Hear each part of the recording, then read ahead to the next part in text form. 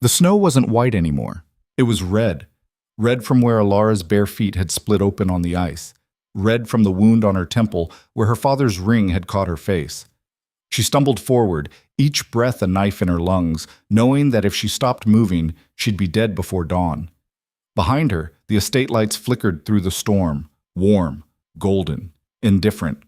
Her father had made his choice: marry the Baron or freeze. She'd chosen the cold. If you want to know how a girl left to die in a blizzard became the woman who brought an empire to its knees, stay with me until the end. Hit that like button and drop a comment with your city so I can see how far this story travels. The morning it all fell apart started with broken china. Elara knelt in the drawing room, picking shards of porcelain from the Persian rug while her father's voice hammered at her skull. She didn't bother looking up. There was no point. Thomas Whitcomb hadn't looked at his daughter, truly looked, in years. She was furniture. A problem. A debt he couldn't shake. The Baron arrives tonight. Her father's boot stopped inches from her hands. One shard had already cut her palm. Blood welled, warm and insistent, mixing with the cold sweat that had become her constant companion these last weeks. You'll wear the green dress, you'll smile, and you will accept his proposal. Elara set down the largest piece of what had been her mother's favorite teacup. No. The word hung in the air like smoke. Small, final. Her father's laugh was ugly. No? You think you have a choice? She stood slowly, wrapping her bleeding hand in her apron. At 26, Elara Whitcomb had learned that choices were luxuries, and she'd been poor for a very long time.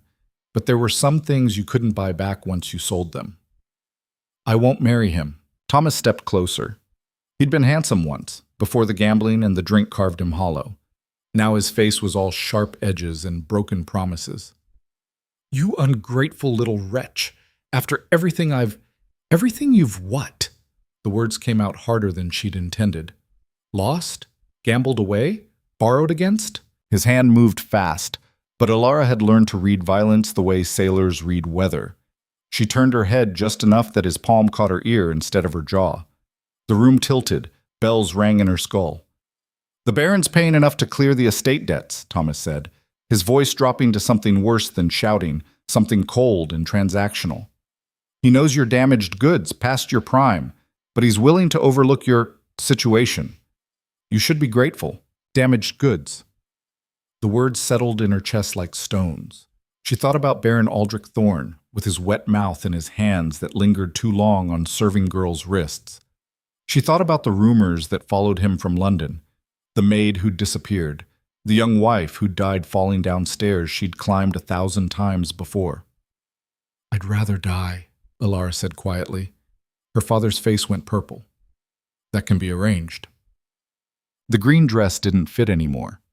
Elara stood in her bedroom, the smallest room in the east wing, freezing even in summer, and stared at the moth-eaten silk her father had dragged from her mother's wardrobe. It had been altered, badly, by servants who no longer cared if their stitches showed. She hadn't eaten a full meal in 3 weeks, the dress still barely closed. Through the frosted window, she could see the Baron's carriage making its way up the snow-covered drive. 4 horses. Expensive. The kind of wealth that could buy silence, cooperation, and girls who had no other options. Her hand shook as she tried to fasten the hooks at her back. The cut on her palm had reopened. Blood spotted the green silk. There was a soft knock at the door. Miss Elara? Margaret, the housekeeper, slipped inside. She'd been with the family since before Elara was born, back when the Whitcombs still had something worth keeping. Now she was past 60, bent from work, and the only person in the house who still used Elara's name instead of girl or you. Don't do it, Margaret whispered. She pressed something into Elara's uninjured hand, a small purse, heavy with coins. It's not much, but it's enough to get you to the next town, maybe further if you're careful. Elara stared at the purse. It was probably everything Margaret had saved in 40 years of service. I can't take this. You can't marry him either. Margaret's fingers tightened around Elara's. Her hands were rough as tree bark, warm as hearthstones. I've seen men like that, Baron. You go with him, you won't last the year. And even if you do, what comes out the other side won't be you anymore. Below she heard the carriage doors slam. Male voices, loud and confident, her father's laugh, too eager, too desperate. Where would I even go? Margaret pulled her close, pressed her lips to Elara's forehead. Anywhere else. Dinner was theater. Elara sat across from Baron Aldrich Thorne and watched him eat like a man who'd never been denied anything in his life. He was 50, if he was a day, thick around the middle, with the kind of face that suggested cruelty came as naturally to him as breathing. Your father tells me you're accomplished in music, the Baron said, not looking at her. He was looking at the way the candlelight hit the curve of her throat. I do enjoy a wife who can entertain. I play piano poorly and sing worse, Elara said flatly. Her father's fork clattered against his plate. She's being modest. No, Elara said. I'm being honest. I sold my piano 3 years ago to pay the butcher's bill.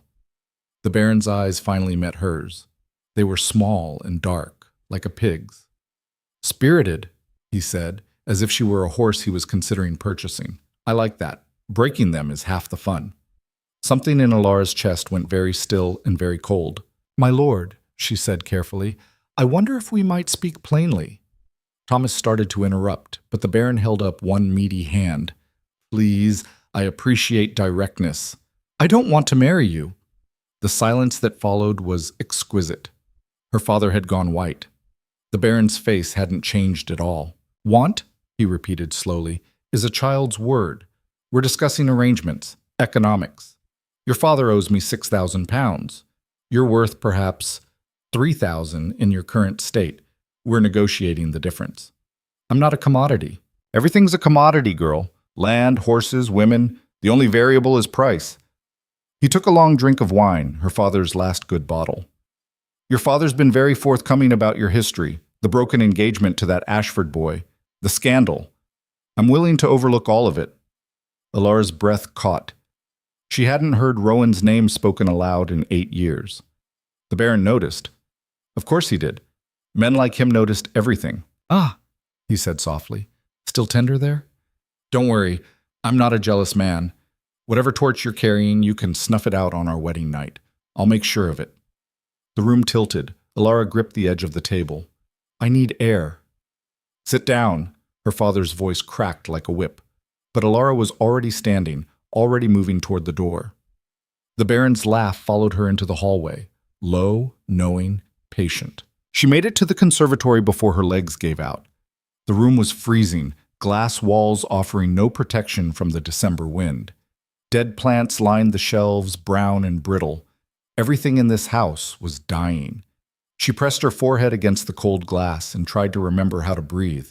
8 years ago, she'd stood in this same room with Rowan Ashford and actually believed, that love was enough. He'd been 21, just back from university, full of plans and promises. She'd been 18 and stupid enough to trust them. Then his father's business partner had been caught embezzling. The scandal had threatened to destroy the Ashford family completely. They'd needed money, fast, to pay back investors and avoid prison. Elara's family had still been wealthy then. Her mother's dowry, untouched, sat in a trust with Elara's name on it. £50,000. The choice had been simple. Let Rowan's father go to prison, his family lose everything, their name destroyed forever, or break the engagement, release the trust money to settle accounts, and disappear from Rowan's life so completely he'd have no choice but to believe she'd chosen wealth over love. She'd made her choice. She'd never told him the truth. By the time the money was gone, filtered through her father's debts like water through a sieve, it was too late. Rowan had married someone else, someone appropriate. The marriage had lasted 2 years before his wife died in childbirth, taking the baby with her. Elara had heard about it 3 months after the fact.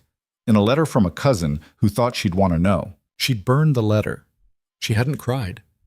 There was nothing left to cry about. Now standing in the conservatory while her father sold her to a monster, Elara finally understood what she'd actually bought with her sacrifice. Nothing. Absolutely nothing. Rowan's family had recovered. Her family had collapsed. And she was still here, still paying, still bleeding out in slow motion while everyone pretended not to notice. The door behind her opened. Finished with your tantrum? Her father's voice was ice. Elara didn't turn around. I'm not marrying him. Yes, you are. You can't force me. Thomas laughed, a sound like breaking glass. Can't I? You're living in my house, eating my food, such as it is. You have no money, no prospects, no friends who'd take you in. You're 26 years old and completely dependent on my goodwill." He stepped closer. She could smell the wine on his breath. "The Baron leaves tomorrow evening. The wedding is set for New Year's Day. You'll sign the papers, smile for the vicar, and do your duty, or I'll have you declared incompetent and sign them for you." What proceeds? "That's illegal. Prove it. You think any magistrate in this county will take your word over mine and the Baron's?" He grabbed her arm, hard enough to bruise. "You will marry him, Elara. You will save this family, and maybe, I'll finally be free of your mother's ghost following me around this godforsaken house." He left. The door slammed. Elara stood very still, feeling something inside her chest crack and resettle into a new shape. Sharper. Harder. She thought about Margaret's purse, hidden in her room. She thought about the storm gathering in the north, the kind of snow that could bury a person in minutes. She thought about Baron Thorne's small, cruel eyes, and the way he'd said breaking them is half the fun. Then she walked upstairs, changed into her warmest dress, which wasn't warm at all, and started packing. She waited until midnight. The house had settled into its nightly sounds, wind rattling the loose shutters, mice in the walls, her father's snoring from the master bedroom.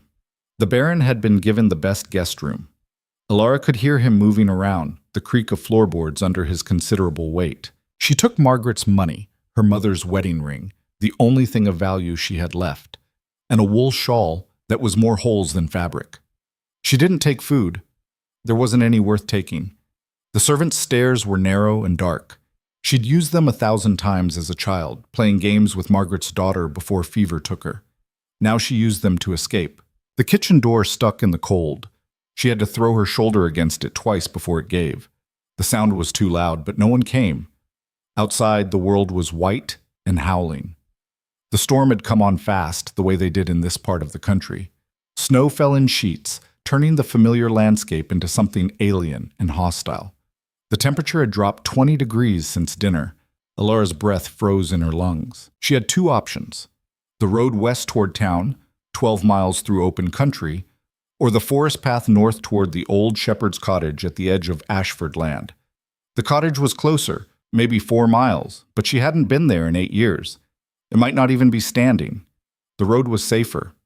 Probably. Elara turned west and started walking. Within 10 minutes, she couldn't feel her feet. Within 20, she'd lost the road completely. The snow was coming down too hard, too fast, erasing everything. She tried to retrace her steps, but the wind had already filled in her tracks. She was lost. The panic came then, sudden and total. She spun in a circle, searching for any landmark, any sign of direction. Nothing. Just white. Just cold. Just the wind screaming like something alive and hungry. Her father's words echoed in her head. That can be arranged. Maybe he'd known. Maybe he'd planned it this way. Let her run. Let the storm take her. Collect the insurance money and tell the Baron she'd died of a weak constitution and a weaker mind. Elara stumbled forward. She didn't even know which direction anymore, and her foot caught on something buried in the snow. She went down hard, her hands breaking the fall. The cut on her palm reopened, blood on white snow, shockingly red. She tried to stand. Her legs wouldn't cooperate. Get up, she told herself. Get up or die here. But her body had stopped listening. The cold was inside her now, in her bones, slowing everything down. She could hear her heartbeat in her ears, too slow, too faint.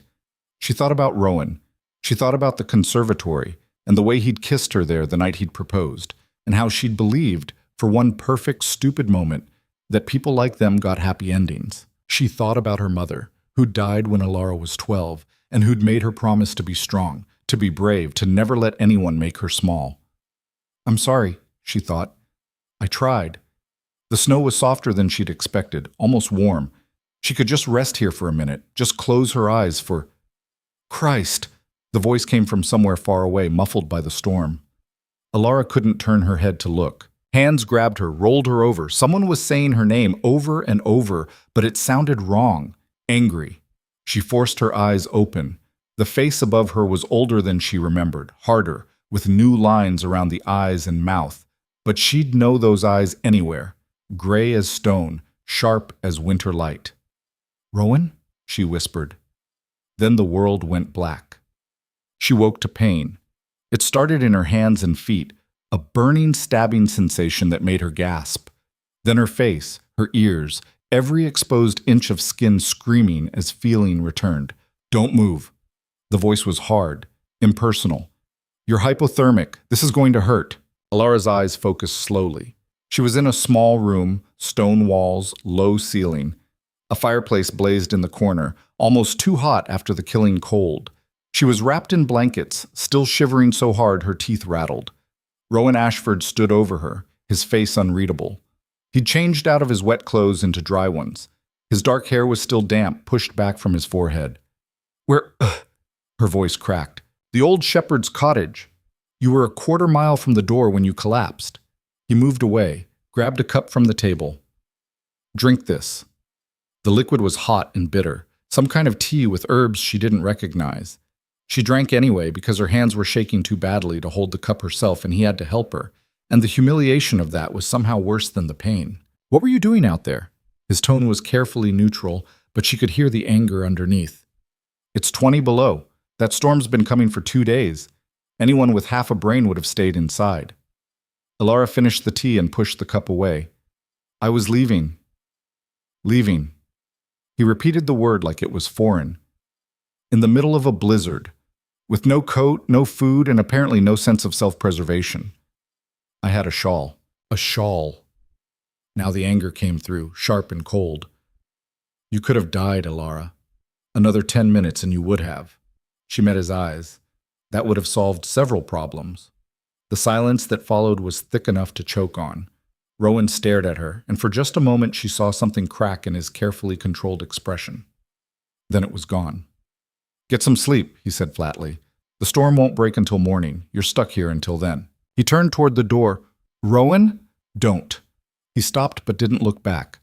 Whatever you're about to say, don't.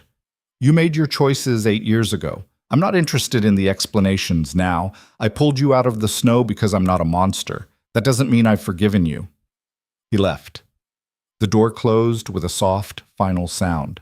Elara lay back against the pillows and stared at the ceiling. The pain in her hands and feet was fading to a dull ache. The pain in her chest was just getting started. She woke again near dawn to voices outside the cottage. Absolutely certain it was her? I know what I saw, Marcus. That was Rowan, his voice tight with frustration. She was walking away from Whitcomb House, in the middle of a goddamn blizzard. And you just happened to be riding past? I was checking the northern fence line before the storm hit. Don't start. There was a pause. Then the other voice, Marcus, who Elara vaguely remembered as Rowan's steward, said quietly, What are you going to do with her? What can I do? Take her back to her father once the road's clear. Is that what she wants? I don't care what she wants. Liar, Elara thought. She could hear the care in every clipped word. Rowan, Marcus said carefully. She's not wearing a ring, and she looks like she hasn't eaten a proper meal in months. I'm just saying, you're saying nothing. She's not my problem anymore. She hasn't been for 8 years. Footsteps. The door opened. Rowan came in alone, carrying wood for the fire. He saw she was awake and his jaw tightened. You should eat something, he said, not looking at her. There's bread and cheese on the table. Elara sat up slowly. Her body felt like it had been beaten with hammers. I need to ask you something. No? You don't know what I'm going to say. Doesn't matter, the answer's no. He knelt by the fireplace, feeding wood to the flames with precise, angry movements. Whatever favor you need, whatever help you're looking for, find someone else. I need you to help me disappear. His hands stilled. Then he stood, turned to face her. What? Just for a few days, maybe a week, until I can figure out... She stopped, regrouped. My father wants me to marry Baron Thorn. I said no. He's not taking no for an answer. Something shifted in Rowan's expression. Aldrich Thorn? That Thorn? She nodded. Christ. He ran a hand through his hair. Even your father wouldn't... He stopped, reassessed. Yes, he would. Of course he would. So you understand why I was running. I understand you made a spectacularly stupid decision that almost killed you. Yes. But the anger had changed flavor. It was still there, but underneath it was something else. Something that looked almost like concern. You can't just disappear, Elara. You have no money. No, I have some money. She pulled Margaret's purse from where she'd hidden it in the blankets. Enough to get to London, maybe. Or north to Scotland. Somewhere far enough that... That what? Your father won't find you. Thorn won't find you. Rowan crossed the room in 3 strides, grabbed the purse, looked inside. His face went hard. This is maybe 10 pounds. Maybe. You think you can start a new life on 10 pounds? People have started with less. People die with more. He threw the purse on the table. What's your plan, Elara? Go to London? Find work as a governess? A lady's companion? You have no references, no connections, no family who'll claim you once your father disowns you for running, which he will. I know. Do you? Because from where I'm standing, it looks like you've traded one death for another. Slower, maybe, more drawn out, but just as certain. She stood up, even though her legs shook, even though she had to grab the chair to stay upright. Then I'll die free. You'll die alone. I've been alone for 8 years, Rowan. I'm used to it. The words hit him like a slap. She saw it land, saw his expression close down, all that careful neutrality slamming back into place. Fine, he said coldly. Do whatever you want. The storm's breaking. Roads should be clear by afternoon. You can leave then. He walked out and didn't come back. But Marcus came. The steward was younger than Rowan, maybe 30, with kind eyes and the sort of steady presence that suggested he'd been cleaning up other people's messes for most of his life.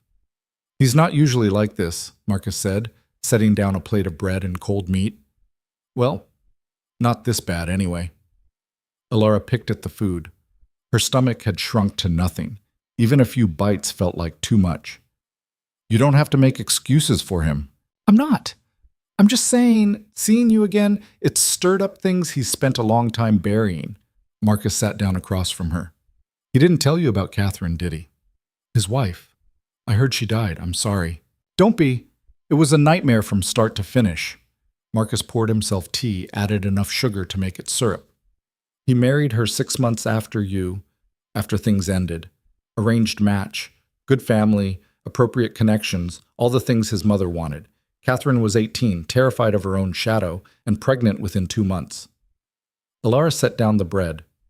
Marcus, the baby died during the birth. Catherine died 3 hours later. Rowan's been carrying that guilt like a stone around his neck ever since. He thinks if he'd just... Marcus stopped, shook his head. Anyway, he's not good with women who need saving. Too many ghosts. I don't need saving. Then what do you need? The question caught her off guard. She'd been running on survival instinct for so long, she'd forgotten there might be other options. I need, she said slowly, to not marry a man who'll kill me before the year is out. Everything else is negotiable. Marcus studied her for a long moment. Then he nodded, as if she'd confirmed something he'd already suspected. The cottage has supplies for another week, he said. More if you're careful. Rowan doesn't come up here much anymore. Too many memories. If you wanted to stay, no one would know. He'd know. He'd know, and he'd pretend not to notice. It's what he does. Marcus stood, headed for the door. Think about it. Running to London on 10 pounds is a slow suicide. At least here, you'd have time to make a real plan. He left before she could argue. Elara sat in the silence, listening to the fire crackle, feeling warmth seep back into bones that had been cold for so long she'd forgotten what warmth felt like. Through the window, she could see the storm breaking. Blue sky emerging from the clouds, the world turning white and clean and deceptively peaceful. She thought about London, about trying to disappear into a city that ate girls like her for breakfast. She thought about the cottage, hidden in the woods at the edge of Ashford Land, forgotten by everyone except the man who'd loved her once and hated her now. She thought about Rowan's voice in the dark. You'll die alone, maybe, but at least she'd die on her own terms.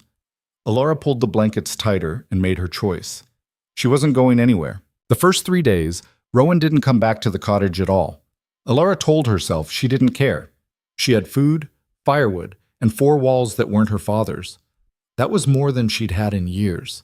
She spent the hours sleeping, eating small amounts when her stomach would tolerate it, and watching the snow through the window like it was a play she'd already seen the ending to.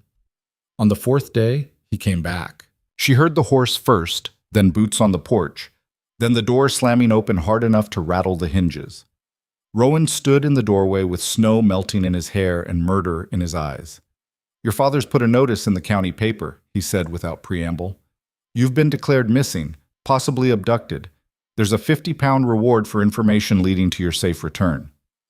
Elara set down the book she'd been pretending to read. "That's more than I'm worth. It's enough to get half the farmers in 3 counties looking for you. And when they find you here—" He stopped, jaw working. "Do you have any idea what that'll look like? An unmarried woman, alone in my cottage. Your reputation will be—" "My reputation's already gone, Rowan. Or did you miss the part where my father's trying to sell me to a man who's killed at least one wife already?" "That's a rumor. His last wife fell down the stairs. The maid before her disappeared entirely. How many accidents does it take before it stops being a rumor?" Rowan crossed the room, grabbed the back of a chair like he needed something to hold on to. "That's not the point." "Then what is? The point is, you can't stay here. It's not... It's..." He ran a hand through his hair, looked everywhere except at her. "Marcus told me what he said to you. About staying. He had no right. He was being kind. He was being stupid. We both were." Rowan finally looked at her, and the anger in his face was undercut by something that looked almost like fear. "I can't protect you from this, Elara. Your father, the Baron, the law, they'll all come looking eventually, and when they do, I won't be able to stop them. I'm not asking you to protect me." "No? Then what are you asking?" The question hung between them. Elara stood slowly, her legs still weak but getting stronger every day. She'd found some of Marcus's old clothes in a trunk. Trousers and a shirt that had to be rolled up at the wrists and ankles. They were warmer than anything she'd owned in years. "I'm asking for time," she said. "Just a few more days to figure out where I can go that they won't find me. Then I'll disappear, and you can go back to pretending I don't exist." Something in his expression cracked. "I never pretended you didn't exist." The words were so quiet she almost missed them. "Rowan, don't." He held up a hand. "Just don't." But he didn't leave. He stood there, breathing hard, looking at her like she was a puzzle he'd given up trying to solve years ago and now couldn't stop picking at. Finally, he said, "You look different." "I look poor. There's a difference." "That's not what I meant." He gestured vaguely at her face, her hands. "You have a scar above your eyebrow. That's new." Elara's hand went automatically to the spot where her father's ring had caught her. The cut had healed badly, leaving a thin white line. "Recent addition." "Your father?" She didn't answer. She didn't have to. Rowan's hands curled into fists. "How long? Does it matter? How long, Elara? 3 years, maybe 4? It got worse after the money ran out completely." She sat back down because her legs were shaking again, but not from cold this time. "He drinks more now. Gets angry faster. I learned to stay out of his way mostly." "Mostly. No one's perfect." The laugh that came out of Rowan was sharp and humorless. "You should have..." He stopped, started again. "There are people who could have helped. The magistrate, the church. With what evidence? My word against his? A few bruises that fade?" She shook her head. "I tried that route once, 2 years ago. The magistrate is his card-playing friend. He told me daughters who dishonor their families don't deserve sympathy." Rowan sat down hard in the chair across from her. "I didn't know. You weren't supposed to know. No one was." Elara pulled the blanket tighter around her shoulders. "When you have nothing, your pride is all you have left. I wasn't going to give that away too." They sat in silence. The fire popped and hissed. Outside, wind rattled the shutters. "The money," Rowan said finally. "Your mother's dowry. Where did it go? Debts, gambling losses, bad investments." She shrugged. "My father had a gift for losing things. Money, property, self-respect. He went through 50,000 pounds in less than 6 years. That's not possible." "You'd be surprised what's possible when you're committed to your own destruction." Rowan leaned back, studied her with those sharp gray eyes. "You're different," he said again. "Not just the scar. The way you talk. Like you've stopped caring what people think." "I have." "When did that happen?" "The night you married Catherine, probably." The words came out harder than she'd intended. "I'm sorry." "That was true." He smiled, but there was no warmth in it. Don't apologize for honesty. There's too little of it around. More silence. Elara could feel the conversation shifting, moving toward territory neither of them wanted to explore. She should change the subject. Make an excuse. Do something to break the tension. Instead, she said, Marcus told me about the baby. Rowan's face went very still. He talks too much. He cares about you. He should learn to mind his own business. Maybe. Elara hesitated, then pushed forward. I'm sorry for what you lost. Both of them. Don't. The word was sharp. Don't offer sympathy you don't mean. Who says I don't mean it? Because you left, Elara. You chose money over... He stopped, stood abruptly. This conversation is over. No, it's not. She stood too, anger finally breaking through the careful control she'd been maintaining. You want to know why I left? Fine. Let's talk about it.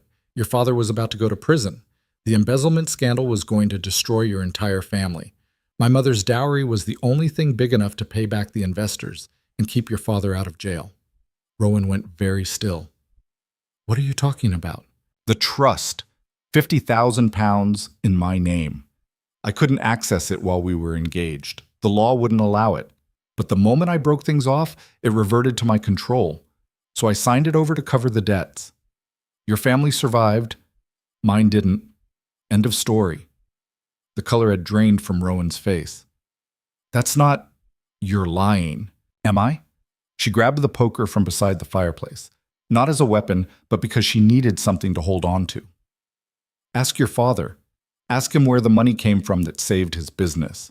Ask him who paid off the investors. My father said it was a loan from... Rowan stopped. He said we had a silent partner, someone who wanted to remain anonymous. And you never questioned it? Why would I? We were desperate. Someone helped us. I was grateful. You were convenient. Elara set the poker down before she broke something. Your mother came to me 3 days after your father's partner was arrested. She explained the situation very clearly. I ended the engagement and released the money, or she'd make sure everyone knew I was the one who'd encouraged the match for financial gain. My reputation would be destroyed, your family would still lose everything, and you'd hate me anyway. At least this way, one of us survived. Rowan sat down slowly like his legs had stopped working. My mother told me you'd met someone else. Someone with more money, better connections. She had a letter you'd written to a friend, talking about how you'd made a mistake getting engaged so young. I never wrote that letter. I saw it, your handwriting, your signature. Then someone did a very good forgery. Elara's laugh was bitter. Though I'm not surprised, your mother was always resourceful. She wouldn't... But even as he said it, doubt crept into his voice. Why wouldn't you tell me? If she was threatening you, if the money was really for... Why not just explain? Bah. Because you would have tried to stop me. You would have refused the money, tried to find another way, and your father would have gone to prison. Your family would have lost everything. She moved to the window, looked out at the snow. I made a choice, Rowan. Maybe it was the wrong one. Maybe I should have trusted you to handle it, but I was 18, scared, and completely out of my depth. I did what I thought would save you. The silence stretched so long she thought he might have left without her noticing. Then she heard him stand, heard his footsteps crossing the room. You sacrificed everything. His voice was hoarse. For us. For me. For the boy I loved. She didn't turn around. But that boy's gone. So is the girl who loved him. We're different people now. Are we? She finally turned. He was standing closer than she'd expected, close enough that she could see the lines around his eyes, the gray starting at his temples. He looked tired. He looked like he'd been carrying the world for too long. Yes, she said quietly. We are. His hand came up, hesitated, then touched her face gently, tracing the scar above her eyebrow. I should have known, he said. I should have questioned it, should have fought harder. You were 21. You trusted your mother. I should have trusted you more. The admission hung between them, fragile and sharp. Elara wanted to step back, to put distance between them before something broke that couldn't be fixed. But she was tired of running, tired of pretending she didn't feel the pull of old patterns, old promises. "What happens now?" she asked. "I don't know." His thumb brushed her cheekbone. "But you can't stay here. Your father's not going to stop looking. And if the Baron gets involved, then I'll run again, further this time." "To where? With what money?" His hand dropped. "Be realistic, Elara. You have no resources, no connections, nowhere to go that they won't eventually find you. So what do you suggest?" "I suggest—" He stopped, the internal war playing out across his face. "I suggest something that's either brilliant or completely insane." "I'm listening." He took a breath. "Marry me." Elara stared at him. "What?" "Not really. A legal arrangement. Protection through association." The words came faster now, like he was trying to convince himself as much as her. "If you're married to me, your father has no legal claim. The Baron can't force the issue, and it gives you time to figure out a real solution." "That's insane." "I know. It would ruin your reputation." "I don't care about my reputation. Your mother would have an apoplexy. My mother's opinion stopped mattering to me the day Catherine died, and she blamed me for not choosing a sturdier wife." The bitterness in his voice was corrosive. "I'm serious, Elara. It's a solution. Not a perfect one, but better than you freezing to death in another blizzard." Elara's mind was racing. People would talk. People always talk. They'd say I trapped you, that I manipulated. Let them say it. I've heard worse. He crossed his arms. "Look, I'm not offering romance. I'm not offering love. I'm offering a legal shield and a warm place to sleep until you can stand on your own feet. That's it." "Why would you do this?" The question seemed to catch him off guard. He looked away, jaw tight. "Because you gave up everything for my family and got nothing in return. Because I spent 8 years hating you for something you didn't do. Because—" He stopped, met her eyes. "Because despite everything, I can't watch you destroy yourself. Call it guilt, call it obligation, call it whatever you want. But that's the offer." Elara wanted to say no. Wanted to tell him she didn't need his charity, his guilt, his complicated mix of resentment and responsibility. But the truth was simpler and more humiliating. She had no other options. London was a fantasy. Running was suicide. And staying hidden in this cottage would only last until someone came looking. "How would it work?" she asked. "Special license. We could be married within 3 days. You'd live at Ashford Hall, separate quarters, separate lives. In public, we'd maintain appearances. In private—" He shrugged. "In private, we'd be strangers who happen to share a roof. For how long?" "Until you want to leave. A year, 2 years, 10. I don't care. The arrangement stands until you tell me otherwise." It was a terrible plan.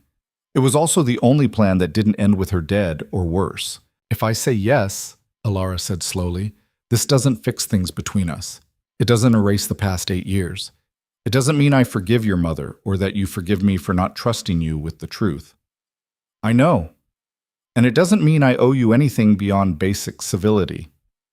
"Understood." She studied his face, looking for the trap, the hidden agenda. But all she saw was exhaustion and a grim determination that matched her own. "All right," she said. "I'll marry you." He nodded once, sharp and businesslike. "I'll arrange the license. We'll do it quietly, before your father realizes what's happening. He's going to be furious. Let him be furious. He can't do anything once the marriage is legal." Rowan moved toward the door, then stopped.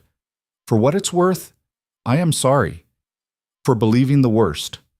For not questioning the story. For everything. Apologies don't change the past. No, but maybe they make the future slightly less impossible." He left before she could respond. Elara sat down slowly, her mind spinning. She'd just agreed to marry a man who'd spent 8 years hating her for reasons that had nothing to do with love and everything to do with survival. It was practical. It was smart. It was also completely terrifying. Through the window, she watched Rowan ride away through the snow, his figure growing smaller until he disappeared into the tree line. She'd made her choice. Again. And just like last time, she had no idea if it would save her or destroy her. She supposed she'd find out soon enough. The news reached her father faster than Rowan had predicted. Elara was packing the few belongings she'd accumulated. Marcus had brought her some clothes from the main house, simple dresses that had belonged to Rowan's wife, when she heard horses approaching. Too many horses. She looked out the window and felt her stomach drop. Her father's carriage, flanked by 2 riders. One was her father, the other was Baron Thorn. "No," she whispered. The door slammed open. Thomas Whitcomb stood there with a face like thunder and a riding crop in his hand. Behind him, the Baron smiled his wet, patient smile. "Found you," her father said. Elara backed toward the fireplace. "You need to leave." "Need to?" Thomas laughed. "You've been missing for 5 days, worried sick we've been. Haven't we, Baron?" "Terribly concerned," Thorn agreed. He stepped inside, his bulk filling the small space. "Though I see you've been well cared for. Interesting choice of refuge. The Ashford boys' cottage. People will talk." "Get out." "We're here to bring you home, daughter." Thomas moved closer. "Where you belong, where you'll honor your commitments and save this family from ruin." "I'm not going anywhere with you." "You don't have a choice." He grabbed her arm, the same place he'd bruised days before. The pain was instant and sharp. "You're coming home. You're marrying the Baron, and you're going to be grateful for the opportunity." Elara wrenched her arm free. "I'd rather die." "That," the Baron said pleasantly, "can also be arranged. After the wedding, of course. Can't have you dying before you're legally mine. Bad for the inheritance." The casual way he said it, like he was discussing the weather, made something in Elara's chest go cold and clear. She grabbed the fireplace poker. "Touch me again," she said quietly, "and I will crack your skull open." Her father's eyes widened. Then he laughed. "Listen to her, playing at being brave. Put that down before you hurt yourself." "I'm not playing." Thomas moved fast, faster than she'd expected. He grabbed the poker, twisted it out of her grip, and backhanded her hard enough that she tasted blood. The room spun. "Enough of this nonsense," he snarled. "You're coming home. Now." He grabbed her arm again, started dragging her toward the door. Elara fought, clawing at his hands, but he was stronger and she was still weak from days of barely eating. "Let go of her." The voice came from the doorway. Rowan stood there with Marcus behind him, both of them armed with hunting rifles. Thomas froze. "This is none of your concern, Ashford." "Actually," Rowan said, his voice deadly calm, "it's entirely my concern. That's my fiancée you're assaulting." The silence was absolute. The Baron recovered first. "Fiancé?" He looked between them, his small eyes calculating. "How convenient. The missing girl turns up at your cottage and suddenly she's engaged. Funny how that works. The timing's irrelevant. What matters is that Elara is under my protection now. Leave, both of you." Thomas's face went purple. "You have no right." "I have every right. She's chosen me. The law supports that choice, unless you'd like to contest it in front of a magistrate." Rowan's smile was thin and sharp. "I'm sure the court would be very interested in why you're so eager to force your daughter into marriage with a man whose last 2 wives died under suspicious circumstances." The Baron's expression didn't change, but something flickered in his eyes. "Careful, boy. Slander is a serious charge." "Truth is a defense." They stared at each other, the tension thick enough to choke on. Then the Baron smiled and took a step back.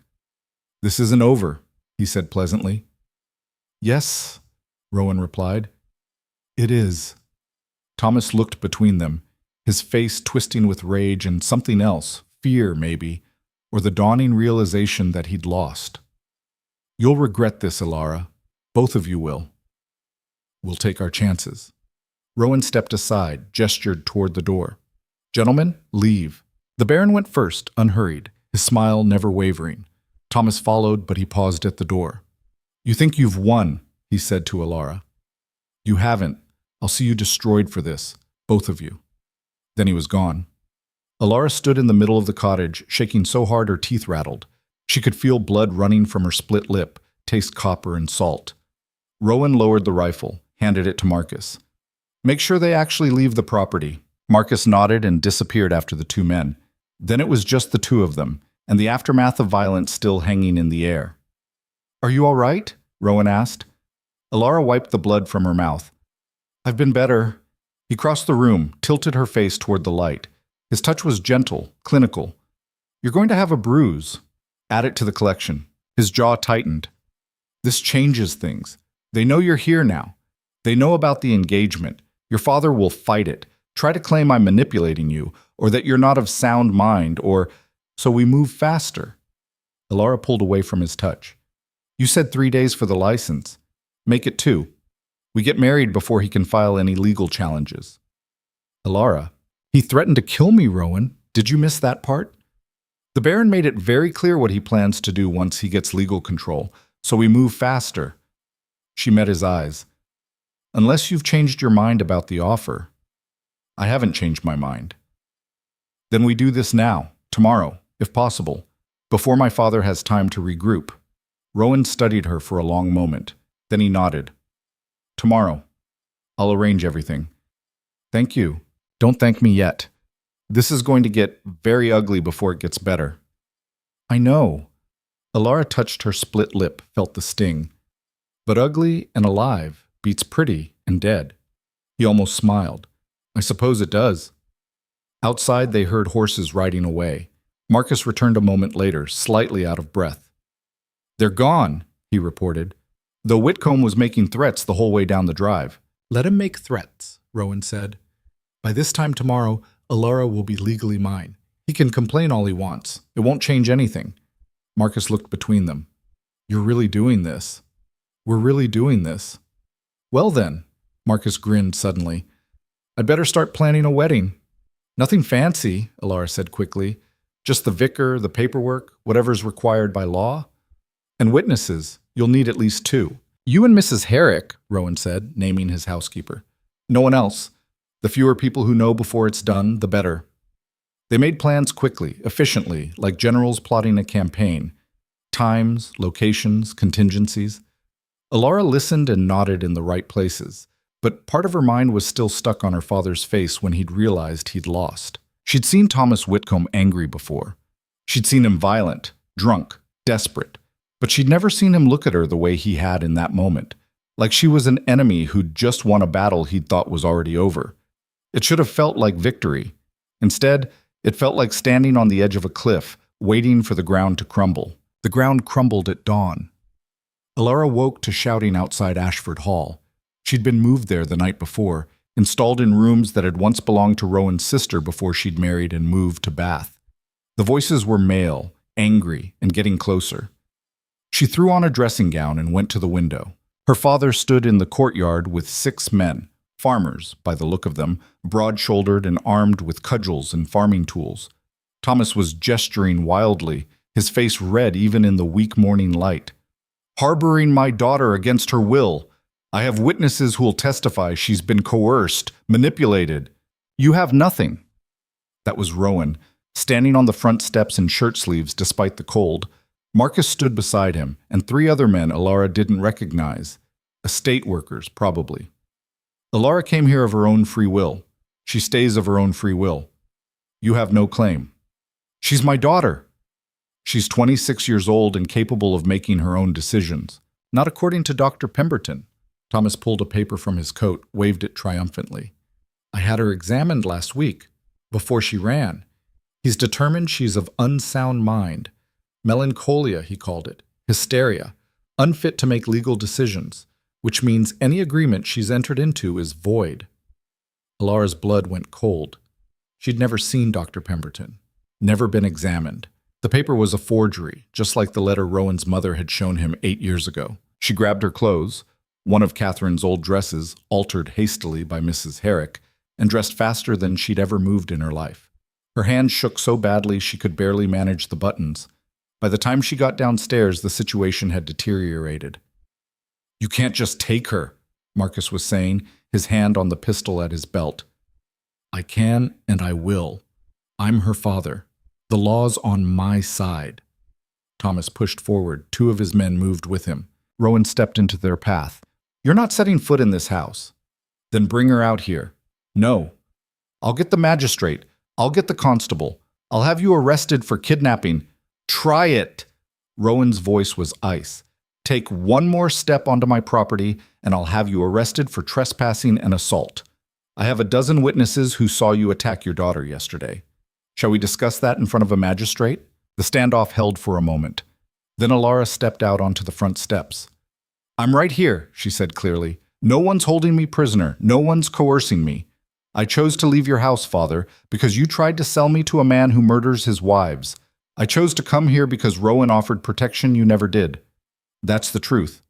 Take it to whatever magistrate you want." Thomas's face went through several colors. "You ungrateful stupid! You've ruined everything. The Baron was our last chance to save the estate. Now he's withdrawn his offer, the creditors are circling, and it's all your fault." "My fault?" Something in Elara snapped. "My fault you gambled away 3 estates? My fault you drank through the wine cellar and then sold the cellar itself? My fault you beat me when I wouldn't fix your mistakes by marrying a killer?" "I never beat you. You have witnesses." She pointed to her face, where the bruise from yesterday was turning a spectacular purple. "Would you like me to show them the rest?" She started to pull up her sleeve. Thomas lunged forward with a snarl, and everything exploded into chaos. Rowan caught Thomas before he could reach Elara, spun him around, and drove a fist into his jaw hard enough to drop him. The farmers surged forward. Marcus drew his pistol. One of Rowan's men grabbed a shovel from beside the door. "Stop!" The voice cracked like a whip. Everyone froze. Baron Thorne stood at the edge of the courtyard, mounted on a black horse, surrounded by a dozen riders in livery. Private guards, Elara realized. Mercenaries, more likely. "Gentlemen," the Baron said pleasantly, "how uncivilized." Rowan straightened, his hand still fisted in Thomas's coat. "This is private property, Thorne. Leave. In a moment. First, I have a proposal." The Baron dismounted with surprising grace for a man his size. His guards stayed mounted, hands on weapons. "Mr. Whitcomb here has sold me his debts. All of them.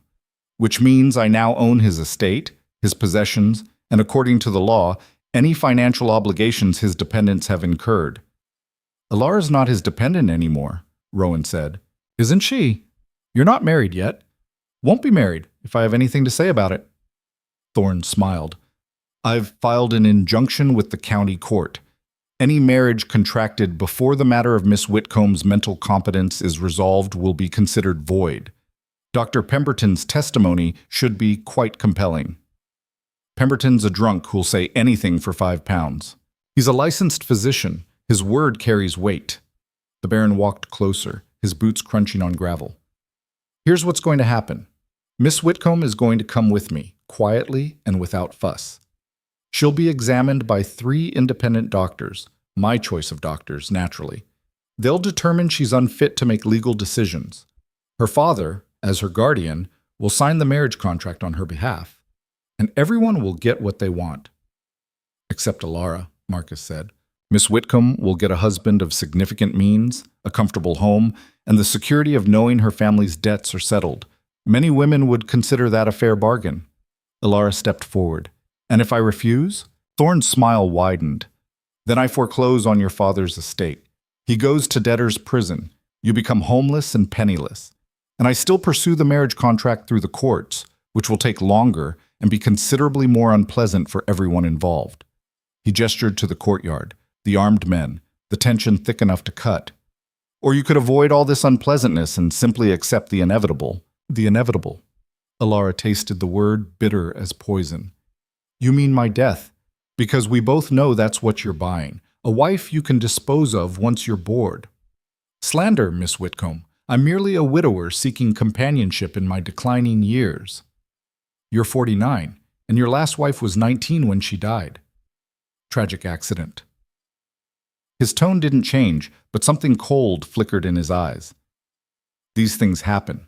Rowan moved to stand beside Elara. "She's not going anywhere with you." "You gonna stop me, boy? You and your handful of farmers against my men." Thorne gestured to the mounted guards.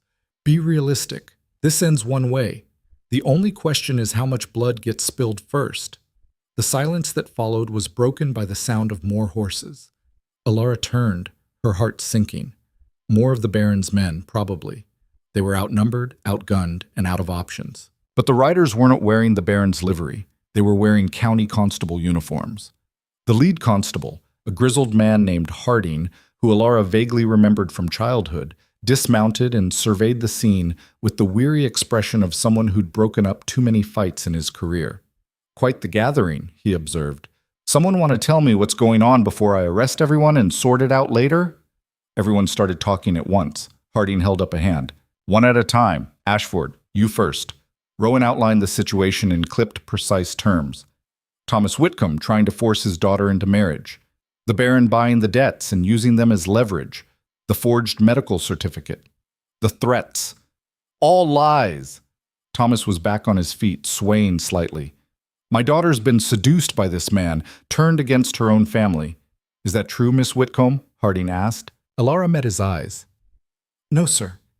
I left my father's house because he was trying to sell me to Baron Thorn to settle his gambling debts. I sought refuge with Lord Ashford because I had nowhere else to go.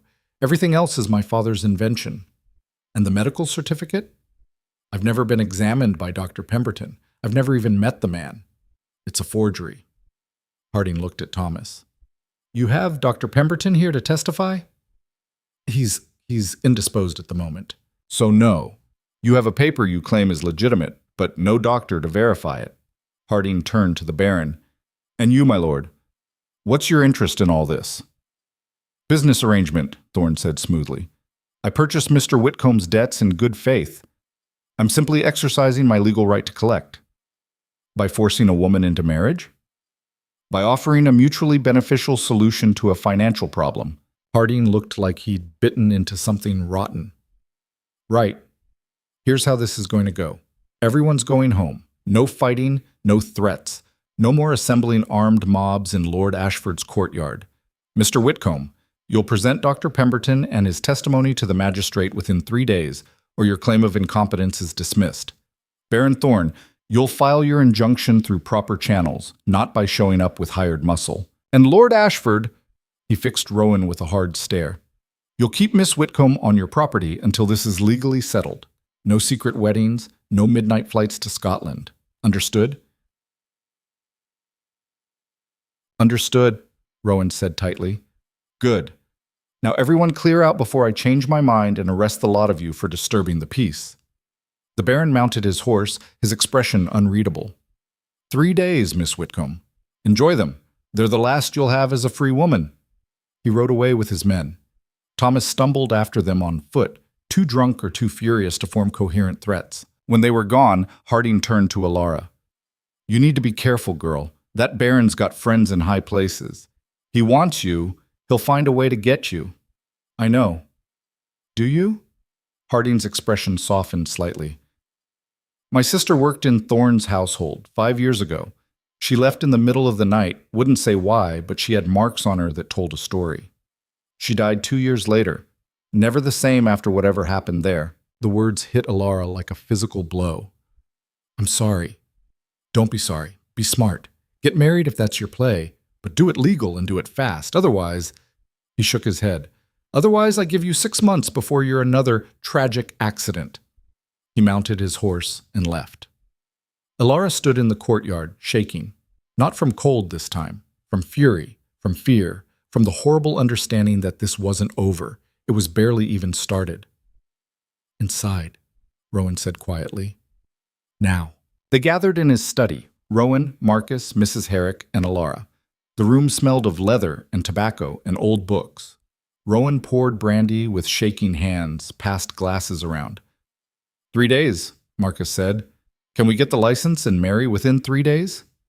Not legally, not without violating Harding's order. Rowan drank his brandy in one swallow. And if we do it anyway, Thorn will use that to prove we're acting in bad faith. The marriage could be annulled.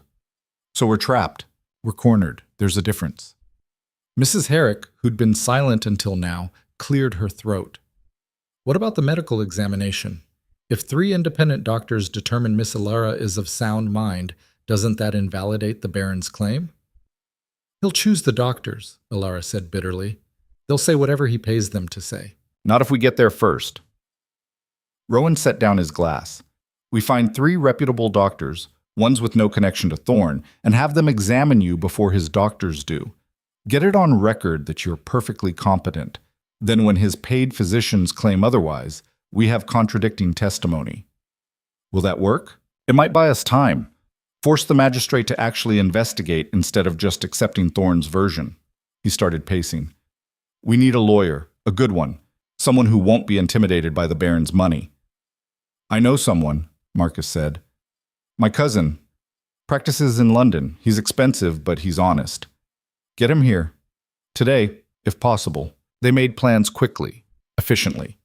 Doctors to contact, legal strategies to pursue, contingencies to prepare. Elara listened and tried to ignore the growing certainty that none of it would matter. The Baron had money, connections, and the patience of someone who'd never lost a game he was determined to win. She was a pawn on a board she didn't fully understand, playing against an opponent who'd already calculated every possible move. The meeting broke up an hour later. Mrs. Herrick went to prepare rooms for the lawyer. Marcus left to send telegrams. Rowan stayed, staring at the fire like it held answers. "This is my fault," Elara said quietly. He looked up. "How do you figure?" "If I'd just married him in the first place, none of this would be happening. Your reputation wouldn't be at risk. You wouldn't be fighting my battles." "Stop!" Rowan crossed the room in 3 strides. "Don't do that. Don't blame yourself for your father's greed or that monster's obsession. You made the right choice. Running was the right choice." "Was it? Because from where I'm standing, all I've done is drag you into my disaster." "You didn't drag me anywhere. I offered, remember? You offered marriage, not a war. Maybe war was overdue." His jaw tightened. "I've spent 8 years being respectable, playing by the rules, doing what was expected. And where did it get me? A dead wife, a dead child, and a mother who barely speaks to me because I'm not the son she wanted. Maybe it's time to stop being respectable." Elara studied his face. "What are you planning?" "I'm planning to win." He met her eyes. "Whatever it takes." The words should have been comforting. Instead, they sent a chill down her spine. The lawyer arrived that evening, a sharp-eyed man named Davidson, who looked like he'd never lost an argument in his life. He listened to their story, asked pointed questions, and took notes in tiny, precise handwriting. "The medical competency claim is their weakest point," he said finally. "No examination, no evidence of actual incompetence, just a forged document from a disreputable physician. We can demolish that easily." "What about the debts?" Elara asked. "More complicated. If the Baron legitimately purchased your father's obligations, he does have legal standing to pursue collection. However," Davidson tapped his pen against his notebook, "he can't force you to marry him. The law doesn't work that way, regardless of what he seems to think. At worst, your father goes to prison for debt. That doesn't transfer any obligation to you. Unless they prove I'm incompetent and my father can make decisions on my behalf, which we won't let happen." Davidson looked at Rowan. "How quickly can you arrange the medical examinations?" 2 days, possibly 3. "Do it in 1. I want 3 signed affidavits on the magistrate's desk before Thorne even files his injunction. And make sure the doctors are beyond reproach. No one who owes the Baron money or favors." They worked through the night, drafting legal responses, preparing testimony, building a case. Elara's head pounded. Her eyes burned. But every time she thought about stopping, she remembered the Baron's smile and Harding's words. 6 months before your another tragic accident. Near midnight, Mrs. Herrick brought food and insisted everyone eat. Elara forced down bread and cheese that tasted like sawdust. "You should rest," Rowan said, noticing her exhaustion. "We can finish this tomorrow." "I'm fine." "You're swaying on your feet." "I said I'm fine." She snapped it harder than intended. Everyone looked up. "Sorry, I can't sleep right now. If I close my eyes, all I see is—" She stopped. She'd been about to say all I see is him, but that would make her sound weak, frightened. Which she was, but she wasn't going to admit it. Rowan stood, gestured to Davidson and Marcus. "Take a break, both of you. We'll reconvene in an hour." When they were gone, he turned to Elara. "Talk to me." "About what?" "About whatever's eating at you. Because you look like you're about to shatter."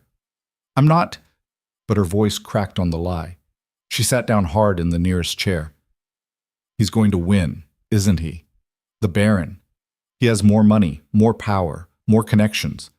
We can fight him in court, but eventually, nothing. We're not giving up." "I'm not talking about giving up. I'm talking about being realistic." She looked at him. "You heard what Harding said. 6 months. That's how long the Baron's wives last. Even if we win in court, even if we get married and he can't touch me legally, what's to stop him from just—" She made a vague gesture. From just making me disappear. An accident. A robbery gone wrong. He has the resources. Rowan was silent for a moment. Then he said, "You're right." "What?" "You're right. Legal protection only goes so far. If Thorne really wants you dead, he'll find a way." He sat down across from her. "Which is why we need to make sure he stops wanting you." "How do we do that?" "We make you too expensive to kill, too public, too much of a liability." His eyes gleamed with something that looked dangerous. "We turn you into a scandal he can't afford to be associated with." Elara stared at him. "What are you suggesting?" "I'm suggesting we stop playing defense and start attacking. Your father's debts, the ones Thorne bought. How did your father accumulate them?" "Gambling, mostly, some bad investments." "Who holds the notes on his estate?" "I don't know, multiple creditors, I think." "Find out! I want names, amounts, dates, everything." Rowan started pacing again. "If Thorne bought the debts, there's a paper trail. And if your father's anything like most compulsive gamblers, some of those debts are from illegal sources. Underground gaming halls, unsanctioned fight clubs, that sort of thing." Understanding dawned. "You want to prove the Baron's doing business with criminals? I want to make him toxic. If we can show he's purchased illegal debts, he loses his standing with the county families. The magistrate won't want to be associated with him. His power base crumbles." "That's brilliant. That's risky. If we accuse him and can't prove it, he'll sue us into oblivion." Rowan met her eyes. "Are you willing to take that risk?" Elara thought about her father's face when he'd tried to drag her from the cottage. She thought about the Baron's wet smile and his casual discussion of her death. She thought about Harding's sister and Catherine and all the other women who'd been broken by men who faced no consequences. "Yes," she said. "I'm willing." Tolted. The next day, they put the plan in motion. Davidson went to interview the doctors. Marcus started digging into her father's financial records. Turned out Thomas had been sloppy about hiding his transactions, probably because he'd never expected anyone to look. And Rowan sent riders to the county seat to start gathering information on the Baron's business dealings. Elara, for her part, spent the morning being examined by 3 physicians who poked and prodded and asked questions designed to determine if she was mentally competent to make her own decisions. "Do you hear voices that aren't there?" "No." "Do you experience unexplained mood swings or periods of uncontrollable emotion?" "Only when people try to sell me to murderers." The doctor, a stern woman named Dr. Harris, smiled slightly. "Understandable.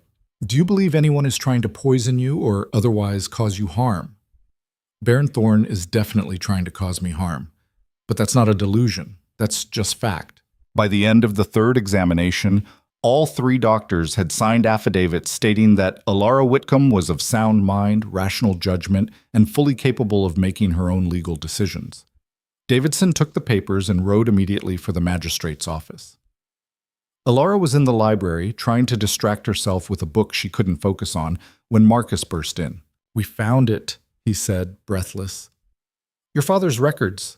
He's been gambling at the Silver Crown. That's an illegal hall 3 counties over.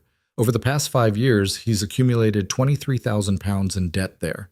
The Baron bought all of it last month." Rowan looked up from the desk where he'd been writing letters. "Can we prove the Silver Crown is illegal?" "It was raided 2 years ago. 3 people arrested, including the owner. He paid a fine and supposedly shut down, but everyone knows he just moved locations and kept operating." Marcus spread papers across the desk. "I've got testimony from 2 people willing to swear they saw your father there, and one who'll testify the Baron's representative was there last month, negotiating the debt purchase." "That's enough." Rowan's smile was sharp. "If Thorne bought illegal gambling debts, he's as guilty as your father of patronizing an unlicensed establishment. The magistrate will have to investigate, and during the investigation, he can't pursue any legal action," Elara finished, "including forcing me to marry him." Exactly. It was almost too easy, almost too perfect, which is why Elara wasn't surprised when everything fell apart 2 hours later. The rider came at dusk, one of Rowan's men, his horse lathered and breathing hard. He nearly fell off dismounting. "Fire," he gasped. "The cottage. Someone set fire to the shepherd's cottage." Rowan went white. "Anyone inside?" "Don't know. We saw the smoke from the north field, came to report it." He didn't finish. Rowan was already moving, shouting for horses, for men, for water wagons. Marcus ran after him. Elara stood frozen in the doorway, watching them mobilize like an army preparing for war. Mrs. Herrick appeared beside her. "You should stay inside, dear." "Why would someone burn an empty cottage?" "To send a message, I'd imagine." The housekeeper's face was grim. "The Baron's making sure you understand what happens to people who defy him." Elara grabbed her cloak. "I'm going with them." "Miss Elara, that cottage saved my life. I'm not hiding while it burns." She ran to the stables, ignoring Mrs. Herrick's protests. One of the grooms helped her onto a horse. She hadn't ridden in years, but muscle memory kicked in. She followed Rowan and Marcus and a dozen estate workers through the darkening woods toward the orange glow visible through the trees. The cottage was fully engulfed when they arrived. Flames tore through the roof, consuming the place where she'd nearly died and been saved all in the same night. Heat rolled off the building in waves. The air tasted like smoke and ash and destruction. "Form a line," Rowan was shouting. "Keep it from spreading to the trees." Men scrambled to comply, passing buckets of water that evaporated before they hit the flames. It was useless. The cottage was already gone. Elara dismounted, stood watching her temporary refuge collapse in on itself, all the memories inside turning to smoke. She didn't notice the rider approaching from the south until he was almost on top of them. Baron Thorne sat on his black horse, illuminated by firelight, smiling. "Tragic accident," he called over the roar of the flames. "I do hope no one was inside." Rowan spun around, his face murderous. "You did this. Me? I've been at home all evening. I have a dozen witnesses." The Baron's smile widened. "Though I did hear that squatters sometimes use abandoned buildings for shelter. Terrible fire hazards. Squatters. No respect for property." "You son of a—" Marcus started forward. Rowan grabbed his arm. "Not worth it," Rowan said, though his voice shook with rage. "He's baiting us." "Smart boy." Thorne turned his attention to Elara. "I also heard the most interesting rumor. Something about illegal debts and magistrate investigations. You wouldn't know anything about that, would you, Miss Whitcomb?" She didn't answer. She didn't trust herself to speak. "I thought not." "Well, in case you were wondering, my lawyers have already filed a complaint. Seems there was an unfortunate error in the records. Those debts weren't from the Silver Crown after all. They were from a perfectly legitimate lending institution that happens to have similar paperwork.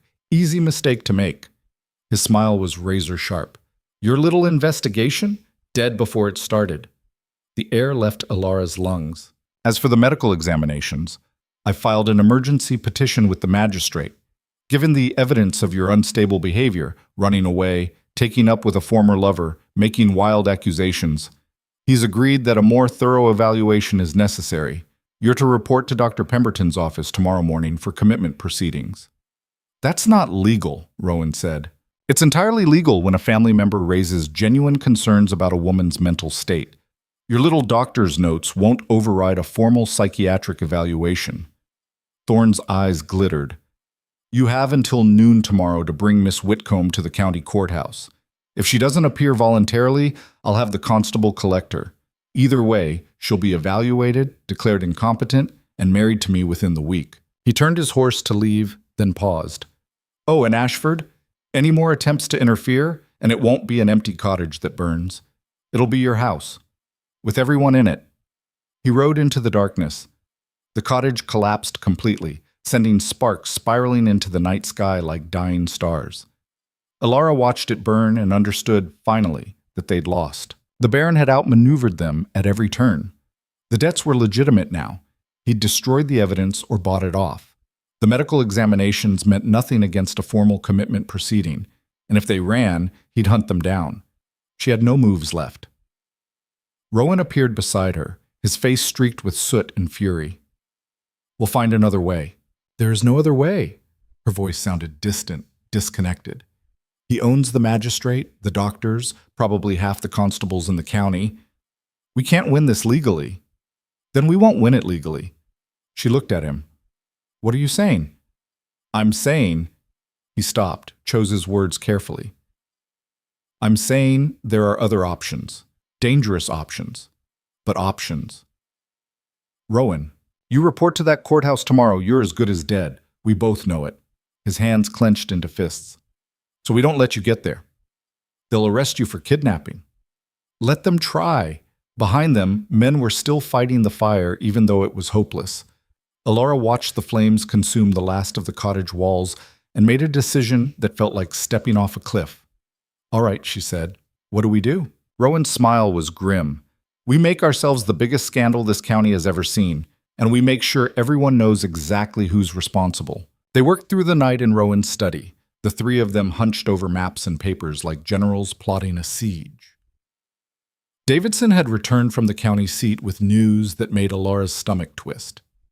The magistrate had signed the commitment order. As of dawn, she was legally subject to psychiatric evaluation, by force if necessary. "We have maybe 6 hours before they come for her," Marcus said, checking his pocket watch. "What's the plan?" Rowan spread a map of the county across his desk. "The plan is we don't run. Running makes us look guilty, desperate. It gives Thorne exactly what he wants." "So what do we do?" Elara asked. "Walk into the courthouse and hand ourselves over?" "No. We walk into the courthouse and make them explain, in front of witnesses, exactly what authority they have to declare a grown woman incompetent based on forged documents." Rowan tapped the map. "The commitment hearing is set for noon at the county courthouse. Public building, public proceedings. Davidson, can you ensure the courtroom is full?" The lawyer's eyes gleamed. "You want an audience? I want every newspaper, every gossip, every person with influence in 3 counties watching. When they try to drag Elara away in chains based on nothing but her father's lies and the Baron's money." "That's risky," Marcus said. "If the magistrate rules against her anyway, then at least everyone will see it happen. They'll see a young woman being punished for refusing to marry a man twice her age with a history of dead wives. Some people might not care, but some will." Rowan looked at Elara. "It's not a guarantee, but it's better than hiding." She thought about it. About standing in front of a room full of strangers and letting them pick apart her life, her choices, her sanity. Every part of her wanted to refuse, to run, to disappear into the night and take her chances elsewhere. But running hadn't worked, hiding hadn't worked. Maybe the only thing left was to stand and fight, even if the fight was rigged from the start. "All right," she said, "we go to the courthouse. But I want one thing first." "Name it." "I want to talk to my father, face to face, before this hearing." Rowan frowned. "Why?" "Because he's been lying about me for weeks, forging documents, spreading rumors, turning me into some kind of hysterical madwoman in everyone's eyes. I want to know why. I want to hear him say it to my face." "Elara." "Please." She met his eyes. "I need to understand. Before this all ends, whatever way it ends, I need to know if there was ever a moment when he actually cared, or if I was always just a problem he was trying to solve." The silence stretched. Then Rowan nodded slowly. "I'll arrange it, but not alone. I'll be there. I wouldn't have it any other way." Marcus left to send messages, to gather witnesses, to set the pieces in motion. Davidson disappeared to draft legal arguments that probably wouldn't matter, but might buy them time. And Elara sat in the pre-dawn darkness, watching the last stars fade, wondering if this was what courage felt like, or if she was just too tired to be afraid anymore. Rowan brought her tea as the sky turned gray. "You should eat something." "I can't." "You need your strength." "For what? To stand in a courtroom while they call me insane? To watch my father sell me like livestock?" She set the cup down, her hands shaking. "I keep thinking about what Harding said. 6 months. If the Baron wins today, I have 6 months before I'm dead. That's not enough time for anything." "Then we make sure he doesn't win." "How? You heard Thorne. He's bought the evidence, bought the doctors, probably bought the magistrate too. What do we have?" "The truth. The truth doesn't matter when the people in power don't want to hear it." Rowan sat down across from her. In the gray light, he looked older, more worn. "You're right, it doesn't, not always. But sometimes you tell the truth anyway. Not because you think it'll change anything, but because silence feels like surrender. And I'm tired of surrendering." The words hit something in Elara's chest. She thought about the past 8 years, all the times she'd stayed quiet, stayed small, let people believe the worst about her because fighting seemed pointless. "I'm tired too," she said quietly. "Then let's stop being tired. Let's start being angry instead." They sat in silence as the sun rose, two people who'd lost almost everything, planning one last desperate gamble. Thomas Whitcomb arrived at Ashford Hall at 8 in the morning, escorted by two of Rowan's men who'd been sent to collect him. He looked terrible. Unshaven, reeking of stale alcohol, his clothes rumpled like he'd slept in them, which he probably had. Elara waited in the drawing room, standing by the window so she wouldn't have to sit and feel smaller than she already did. When her father walked in, flanked by Marcus and Rowan, she barely recognized him. The man who'd once commanded rooms with his presence now looked like a scarecrow dressed in gentleman's clothes. "What is this?" Thomas demanded. "You can't just summon me like a servant." "Sit down," Rowan said. It wasn't a request. Thomas sat. Elara turned from his window. "I want to know why." "Why what?" "Why you did this. The forged medical certificate, the lies about my mental state, selling me to a man you know is dangerous." She crossed the room, stood in front of him. "I want to hear you explain it." Her father's face twisted. "You want an explanation? Fine. You ruined this family, Elara.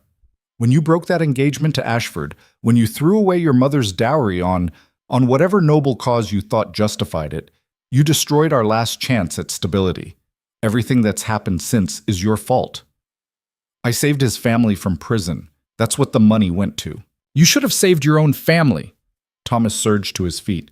Marcus stepped forward, but Elara waved him back. "We're your blood. We're the ones who raised you, clothed you, gave you everything." "You gave me nothing," Elara said quietly. "Mother gave me everything. You took it and gambled it away, just like you've gambled away everything else." "I was trying to rebuild, to restore what we'd lost.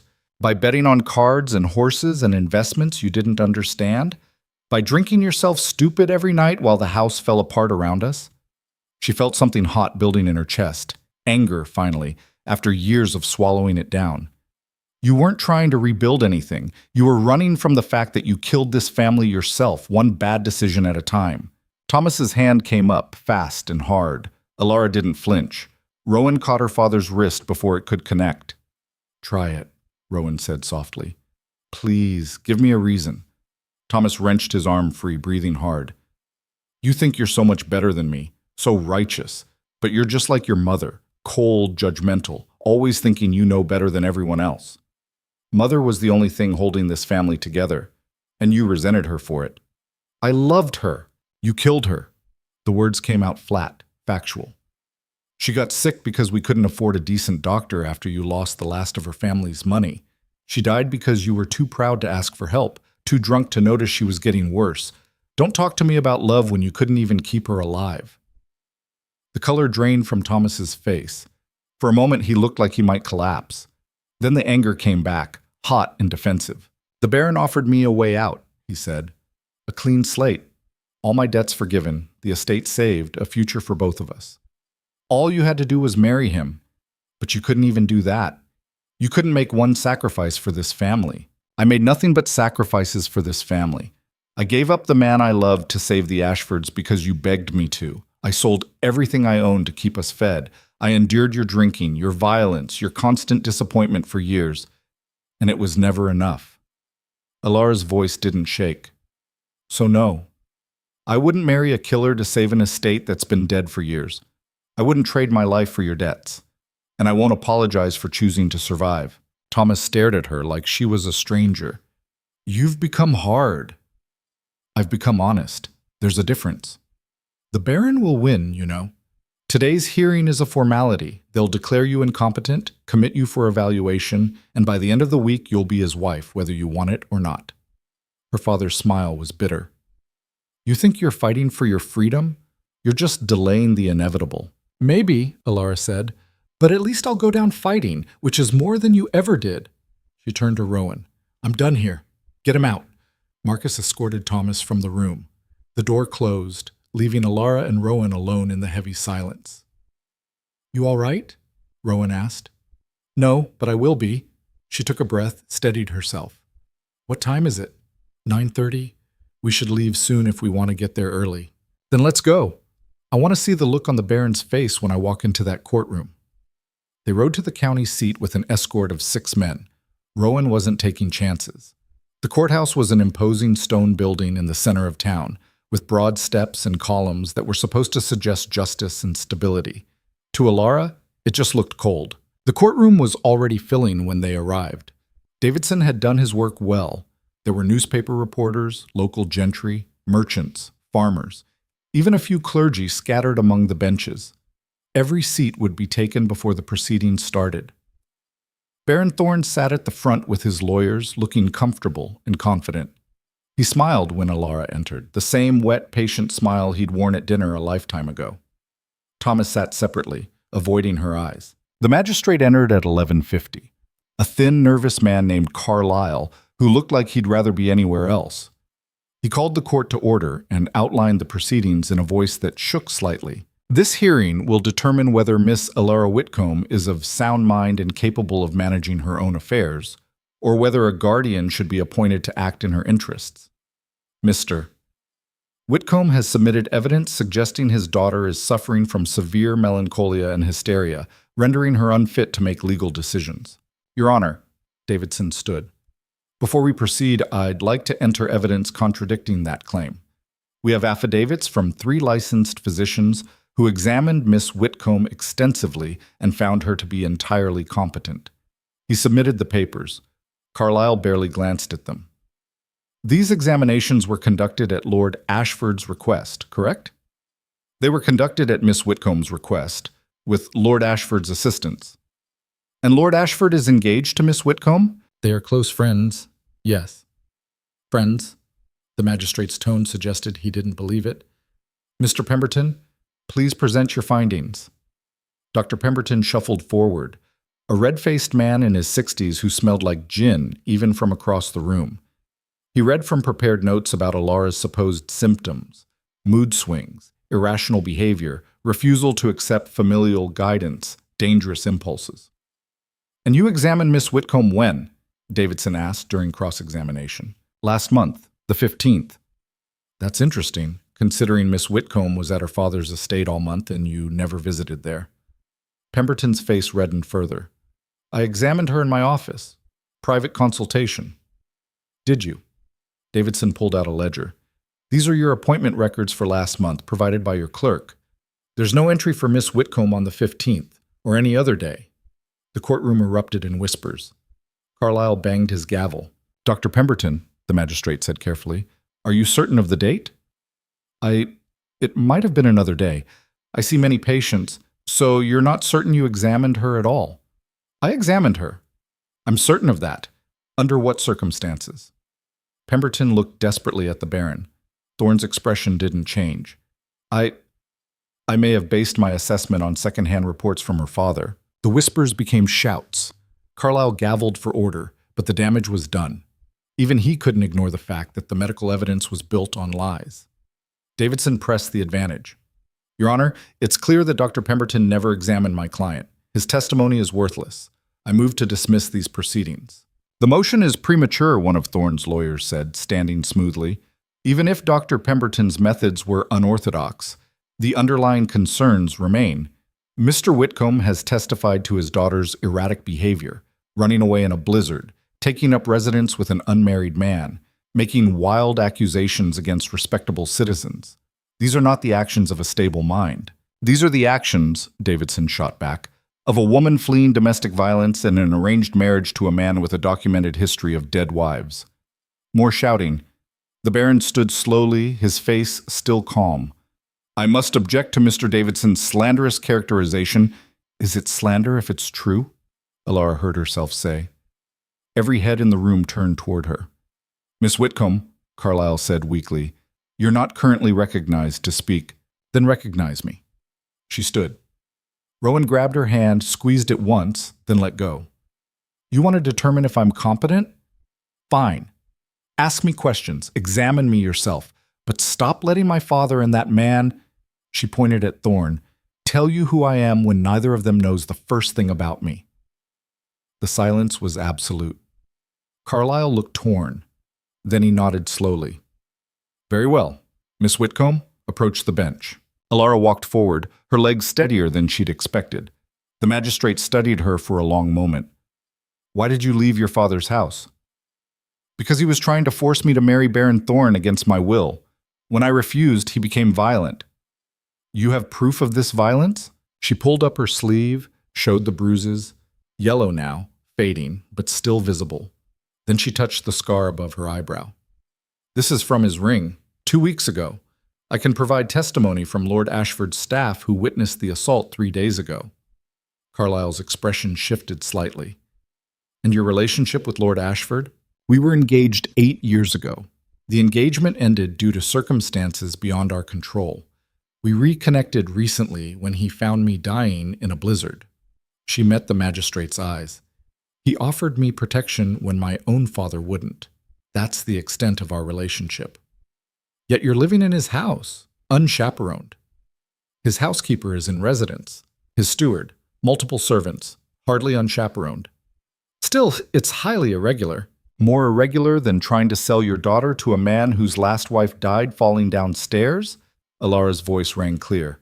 More irregular than forging medical documents to have her committed? I'm trying to survive, Your Honor. If that's irregular, I apologize. But I won't apologize for refusing to let myself be killed. Murmurs of agreement rippled through the crowd. Not everyone, but enough. Enough to matter. Thorne stood again. Your Honor, the girl is clearly disturbed. She's making wild accusations based on gossip and hysteria. My sister worked in your household, a voice called from the back. Elara turned. Constable Harding stood, his face hard. She left with bruises she wouldn't explain. Died 2 years later, still wouldn't say what happened. But I saw the fear in her eyes every time your name was mentioned. That's hearsay. So is everything you've presented, Davidson said. We have a forged medical certificate, a doctor who never examined his patient, and a father who admits he was trying to force his daughter into marriage to clear his debts. Against that, we have 3 independent medical evaluations confirming Miss Whitcomb's competence, testimony of abuse, and a pattern of suspicious deaths surrounding Baron Thorn. Which side sounds more credible? Carlyle looked like the man who'd wandered into a battle he hadn't signed up for. He gavelled weakly. I need to consider the evidence. This hearing is adjourned until tomorrow morning. Your Honor, Thorne started. Adjourned! Carlyle practically fled the bench. The courtroom exploded into chaos. Reporters mobbed the exits, already writing their stories. The county families huddled in groups, gossiping furiously. And in the middle of it all, Elara stood shaking, not with fear this time, but with the realization that she'd just done something impossible. She'd told the truth. In public. And people had listened. Rowan appeared at her elbow. We need to leave. Before Thorne regroups. Wait! Elara pushed through the crowd toward her father. Thomas stood alone near the wall, looking lost. Elara, I meant what I said in there. About understanding. I do understand now. She kept her voice low. You were always weak. Mother knew it. I knew it. Probably everyone knew it. But I kept hoping that somewhere under the drinking and the gambling and the violence, there was still the man who used to read me stories before bed. The one who taught me to ride. The one who cried at Mother's funeral. Thomas's eyes were wet. I'm still that man. No, you're not. That man died with her. You're just what's left. She stepped back. The Baron's going to lose. When he does, your debts will still exist. You'll probably lose the estate, maybe go to prison, and I won't help you. Not this time. Not ever again. Elara, please. Goodbye, Father. She walked away and didn't look back. Outside, the winter sun was sharp and cold. Elara breathed in the frozen air and felt something in her chest uncurl. That was dangerous, Rowan said, helping her into the carriage. The magistrate could have ruled against you on the spot. He didn't, though. He will tomorrow, probably. Carlyle's not brave enough to defy the Baron completely. Maybe not. But he hesitated, and people saw him hesitate. They saw the doctor lie. They saw my father's evidence fall apart. She looked at Rowan. That's something, isn't it? Even if we lose tomorrow, people know the truth now. Is that enough for you? It's more than I had yesterday. They rode in silence for a while. Then Marcus, riding alongside, leaned down to the window. We've got company. 3 riders, coming up fast from behind. Rowan looked back, swore. Thorne's men. How many? 3 visible. Probably more behind. Can we outrun them? Not with the carriage, and they're armed. Rowan pulled a pistol from under the seat, checked it. When we get to the crossroads, take the North Fork. There's a sheriff's station 2 miles up. They won't try anything that close to law enforcement." "Rowan," Elara started, "trust me." The riders gained ground fast. Elara could see them now, rough-looking men, the kind who'd do anything for coin, the kind the Baron would hire for work he couldn't be connected to. One of them raised a rifle. "Down!" Rowan shouted. The carriage window exploded. Glass rained into Elara's lap. The horses screamed and bolted, the driver fighting to keep them under control. Another shot. This one hit the carriage wall, punching through wood and upholstery inches from Rowan's head. Marcus returned fire, his pistol cracking like thunder. One of the riders went down, his horse veering away. The other two pressed closer. "North Fork!" Marcus yelled. "Half a mile!" They wouldn't make it half a mile. Elara could see that. The carriage was too slow, too heavy, and the riders were gaining with every second. Rowan leaned out the window, aimed carefully, fired. The lead rider's horse stumbled, throwing its rider. One left. The crossroads appeared ahead. The driver hauled the horses north, the carriage tilting dangerously on 2 wheels before slamming back down. The remaining rider fired again, missed. Then they saw the checkpoint.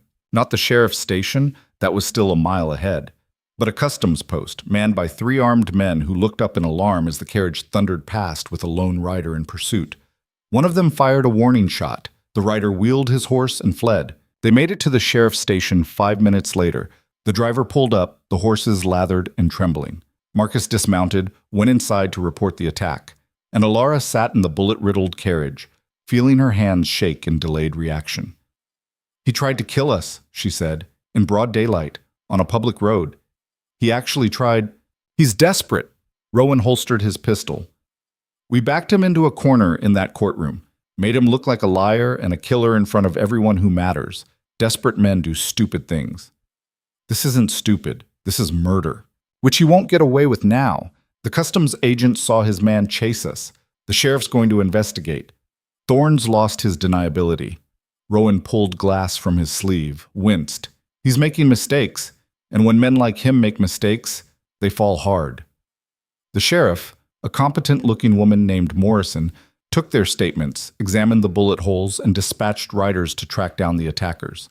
By the time they finished, it was nearly dark. "You should stay here tonight," Morrison said. "My cells are empty, not comfortable, but safer than the roads right now." "We need to get back to Ashford Hall," Rowan said. "Then take an escort, 6 men armed, and don't stop for anything." They rode back with the escort, arriving at Ashford Hall well after midnight.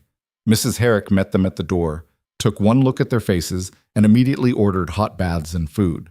Elara soaked in the copper tub until her skin was red, and the shaking finally stopped.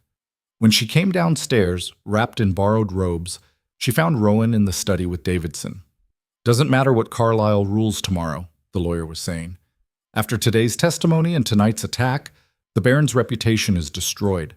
Every family in the county is going to distance themselves. His business connections will dry up. He's finished." "He's also still dangerous," Rowan said. "Finished men with nothing to lose are the worst kind, which is why Miss Whitcomb needs to disappear. Tonight. I have contacts in London who can hide her until this blows over." "No." Elara stood in the doorway. "I'm not running. Not anymore." "Elara, he shot at us today, in front of witnesses.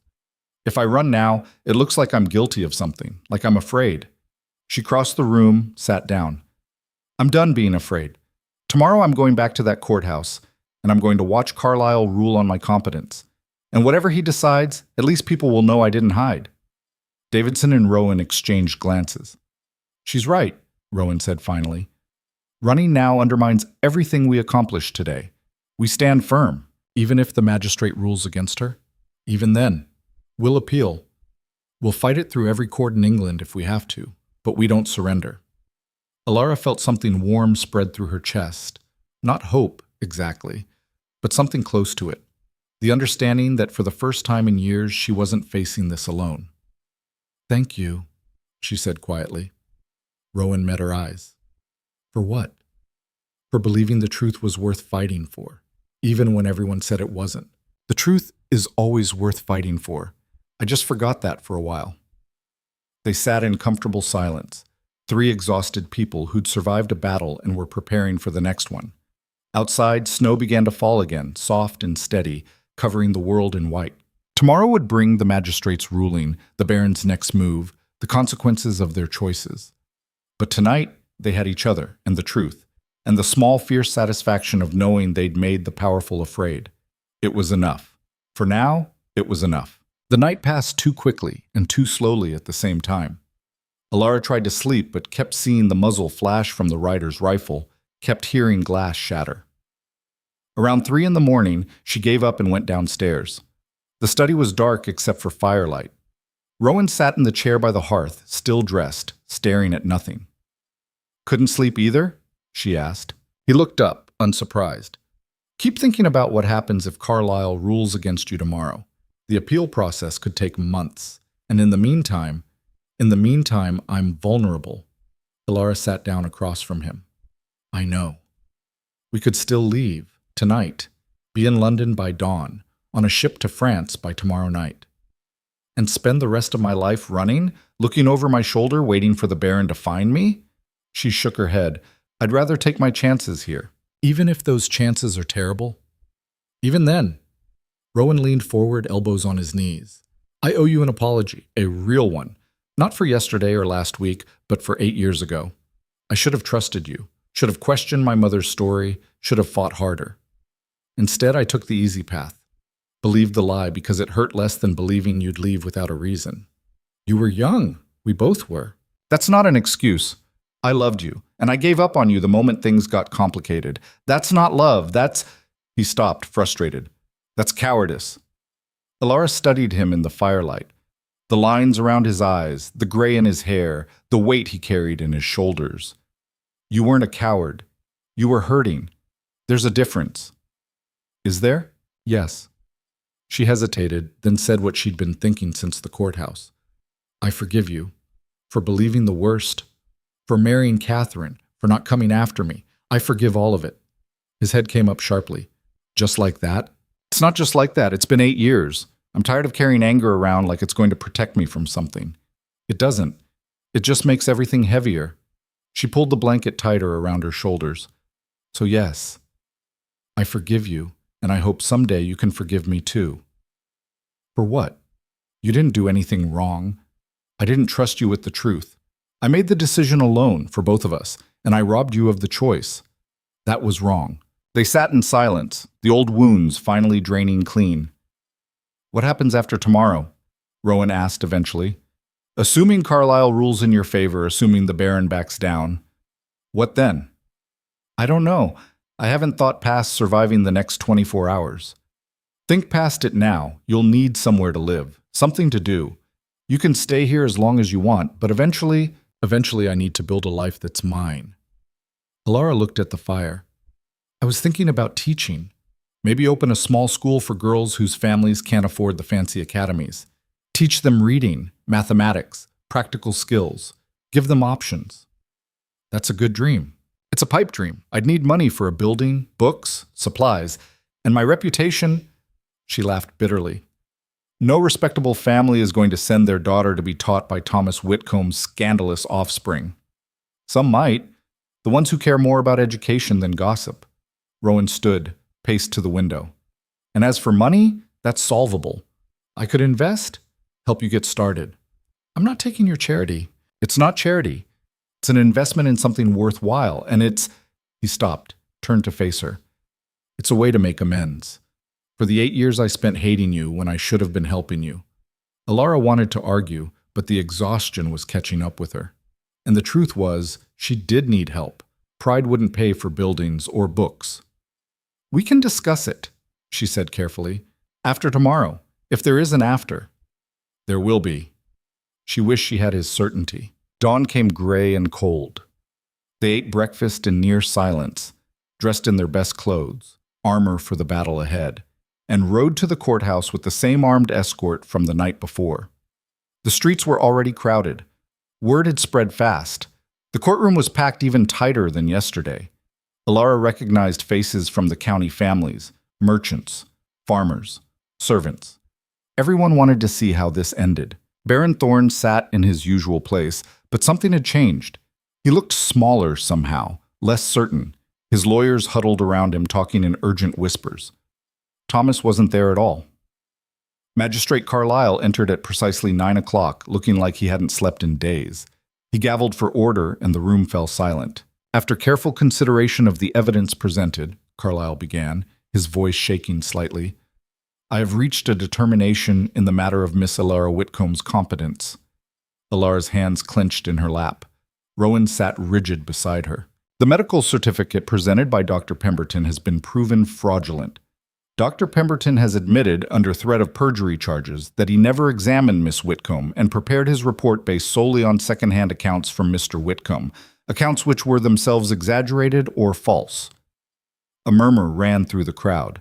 The Baron's expression didn't change. Furthermore, Carlyle continued, the independent medical evaluations conducted by Dr. Harris, Dr. Chen, and Dr. Morton all conclude that Miss Whitcomb is of sound mind and fully capable of managing her own affairs. I can find no credible evidence to support Mr. Whitcomb's claims of mental incompetence. Elara's breath caught.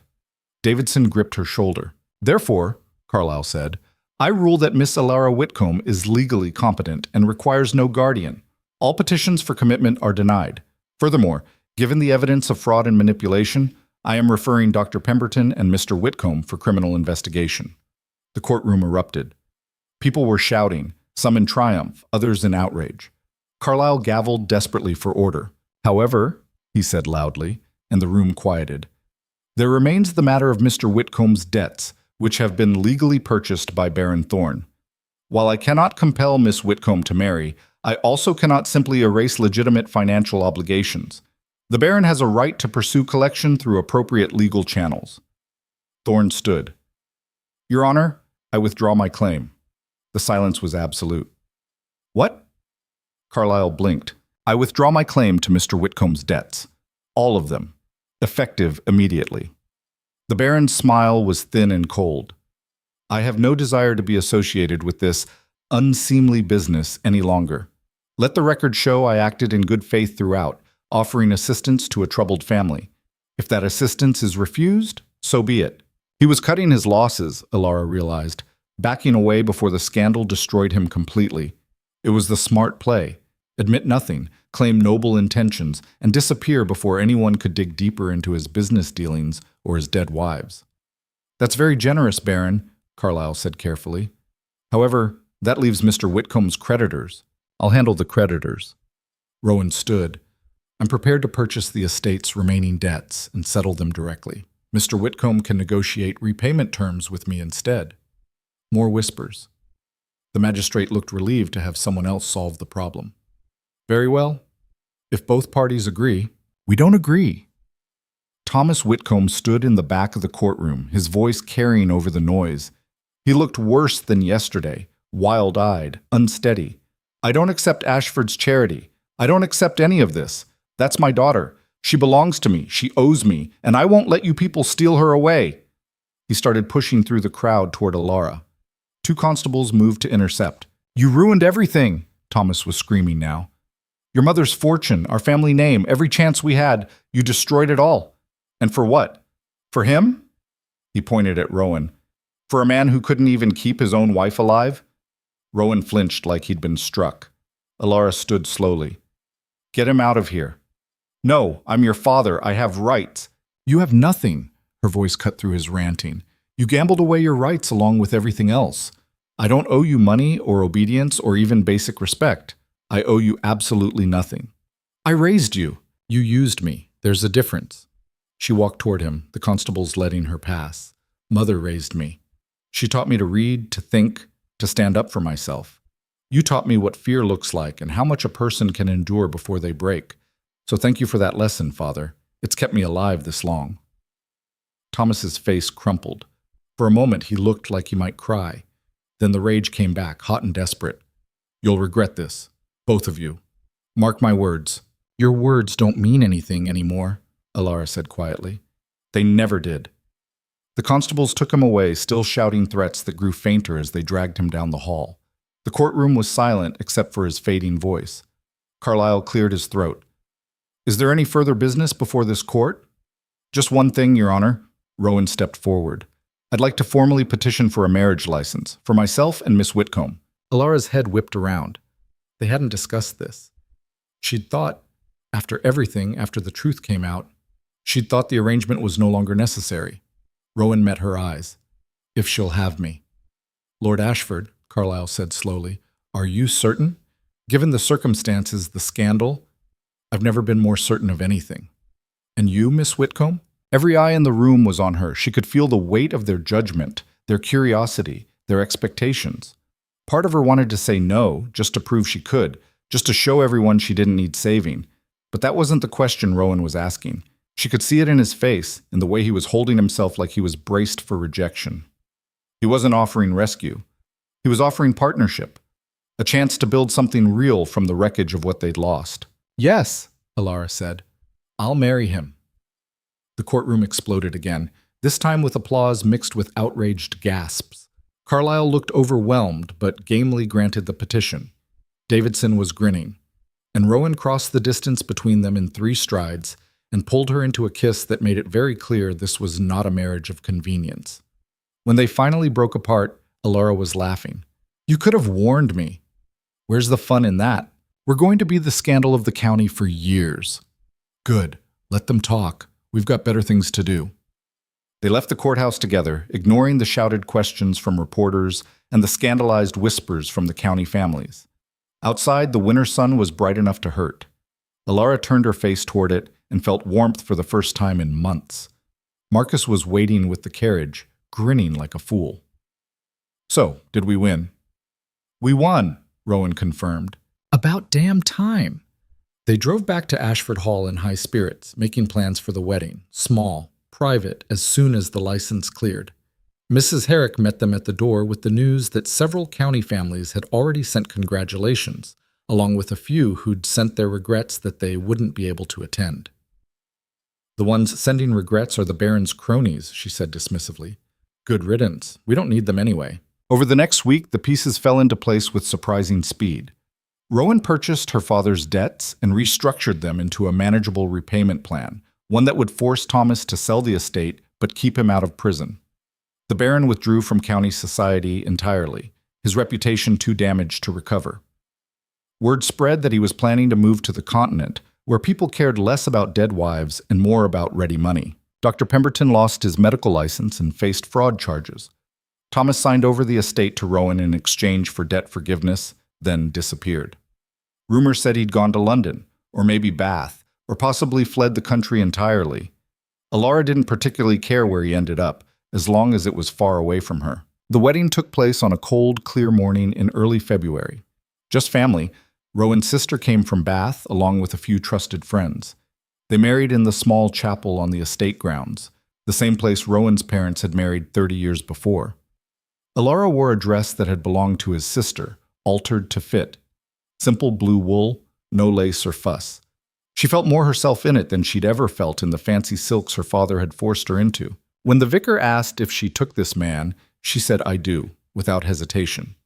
When Rowan kissed her, it felt like coming home. The breakfast afterward was warm and loud and joyful, everything her first almost wedding had lacked. Rowan's sister told embarrassing stories from his childhood. Marcus got progressively drunker and more sentimental.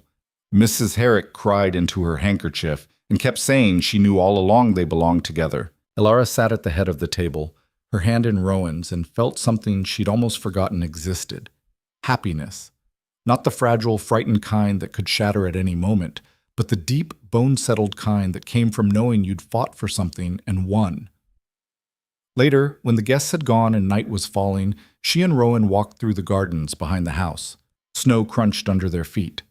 Their breath fogged in the cold air. I've been thinking about your school, Rowan said. The one for girls. I told you, that's just a dream. Dreams are how everything worthwhile starts. And I've been thinking, the old estate, your father's house. It's mine now, technically. We could convert it, turn it into something good instead of letting it rot. Elara stopped walking. You'd do that? Why not? The building's sound, just needs work. It's the perfect size for a school. And it would be... He paused, searching for words.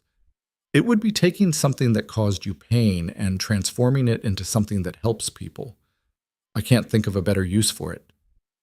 That would cost a fortune. I have a fortune. Might as well spend it on something meaningful. She thought about it. About walking into that house, the place where she'd been beaten and starved and sold, and filling it with young women learning mathematics and literature and how to stand up for themselves.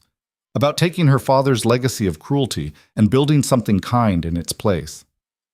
All right, she said, let's do it. They sealed the agreement with a kiss that turned into more kisses until they were both laughing and freezing and had to run back to the house before they caught their deaths in the snow. The school opened 6 months later. They called it Whitcomb Academy, which made some people raise eyebrows. Why name it after the family that had caused so much scandal? But Elara insisted. She wanted to reclaim the name, prove it could mean something other than debt and disappointment. They started with 12 students. Girls from families that had some money but not enough for the expensive academies. Girls who were too smart, too difficult, too strange to fit into the narrow boxes society wanted to stuff them into. Girls like Elara had been. She taught literature and history. Rowan brought in tutors for mathematics and science. They hired a former governess to teach practical skills. Accounting, household management, basic law. Everything a woman might need to survive and thrive without depending on marriage to save her. The first year was chaos. Half the county thought they were teaching girls to be rebellious. The other half thought they were wasting time on students who'd just get married anyway. But the girls learned. They read and debated and questioned everything. They wrote essays that would have made their mothers faint. And when the first class graduated, 3 of them went on to university. Unheard of for women, but possible if you were stubborn enough and well-prepared enough. The school's reputation grew. More families sent their daughters. More tutors wanted to teach there, and Elara found herself building exactly the kind of life she'd dreamed about in the cottage during that long, frozen night when death seemed more likely than rescue. 2 years after the wedding, she stood in the library at Ashford Hall, their library now, filled with books they'd chosen together, and watched Rowan work on the school's accounts. He was terrible at mathematics, but insisted on trying anyway. "We're going to need another building," he said, squinting at the numbers. "We've got a waiting list of 20 girls and nowhere to put them. So we build another building. With what money? We've spent most of the discretionary fund on books and equipment. Then we find investors, people who believe in what we're doing." He looked up, smiled. "You make it sound easy." "Nothing about this is easy, but it's worth it." "Yes," he agreed. "It is." She crossed the room, leaned over his shoulder to look at the accounts. The numbers were a mess. He really was terrible at this, but the overall picture was clear. The school was growing. It was working. "We did it," she said quietly. "We actually built something good." "We did." Rowan set down his pen, pulled her into his lap. "Though, if I'm honest, you did most of the heavy lifting. I just provided funding and moral support." "You provided more than that. You provided—" She stopped, emotion catching in her throat. "You gave me a reason to stop surviving and start living. That's not a small thing. You gave me the same thing. After Catherine died, I was just going through motions, existing but not really alive. You reminded me what it felt like to care about something again." They sat in comfortable silence, watching the fire burn down to embers. Outside, winter was giving way to early spring. The gardens were starting to green. Everything felt like it was waking up. "Do you ever think about that night?" Elara asked. "The blizzard?" "Sometimes. Usually when I can't sleep. I think about it too. About how close I came to dying. How, if you'd been 5 minutes later, or if the storm had been worse—" She shuddered. "I wouldn't have seen any of this. The school, the students, us. All of it would have died in the snow." Rowan tightened his arms around her. "But it didn't. You didn't. You fought and you survived and you built something beautiful from the wreckage." "We built it. Together." "Together," he agreed. Later, when they'd gone to bed and the house was quiet, Elara lay awake thinking about paths not taken, about what her life would have looked like if she'd married the Baron, if she'd stayed with her father, if she'd run to London alone with 10 pounds and no plan.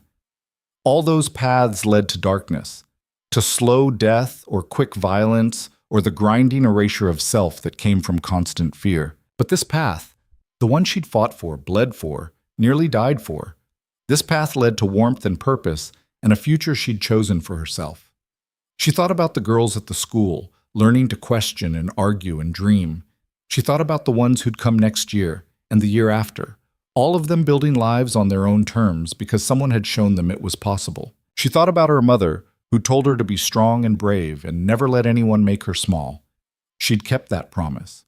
It had cost her everything, and it had given her everything worth having. Outside, the wind picked up, rattling the windows. But inside was warm. Inside was safe. Inside was home. Elara closed her eyes and let sleep take her, knowing that when she woke, she'd still be free. Still fighting, still building, still alive. And that was enough. More than enough. It was everything.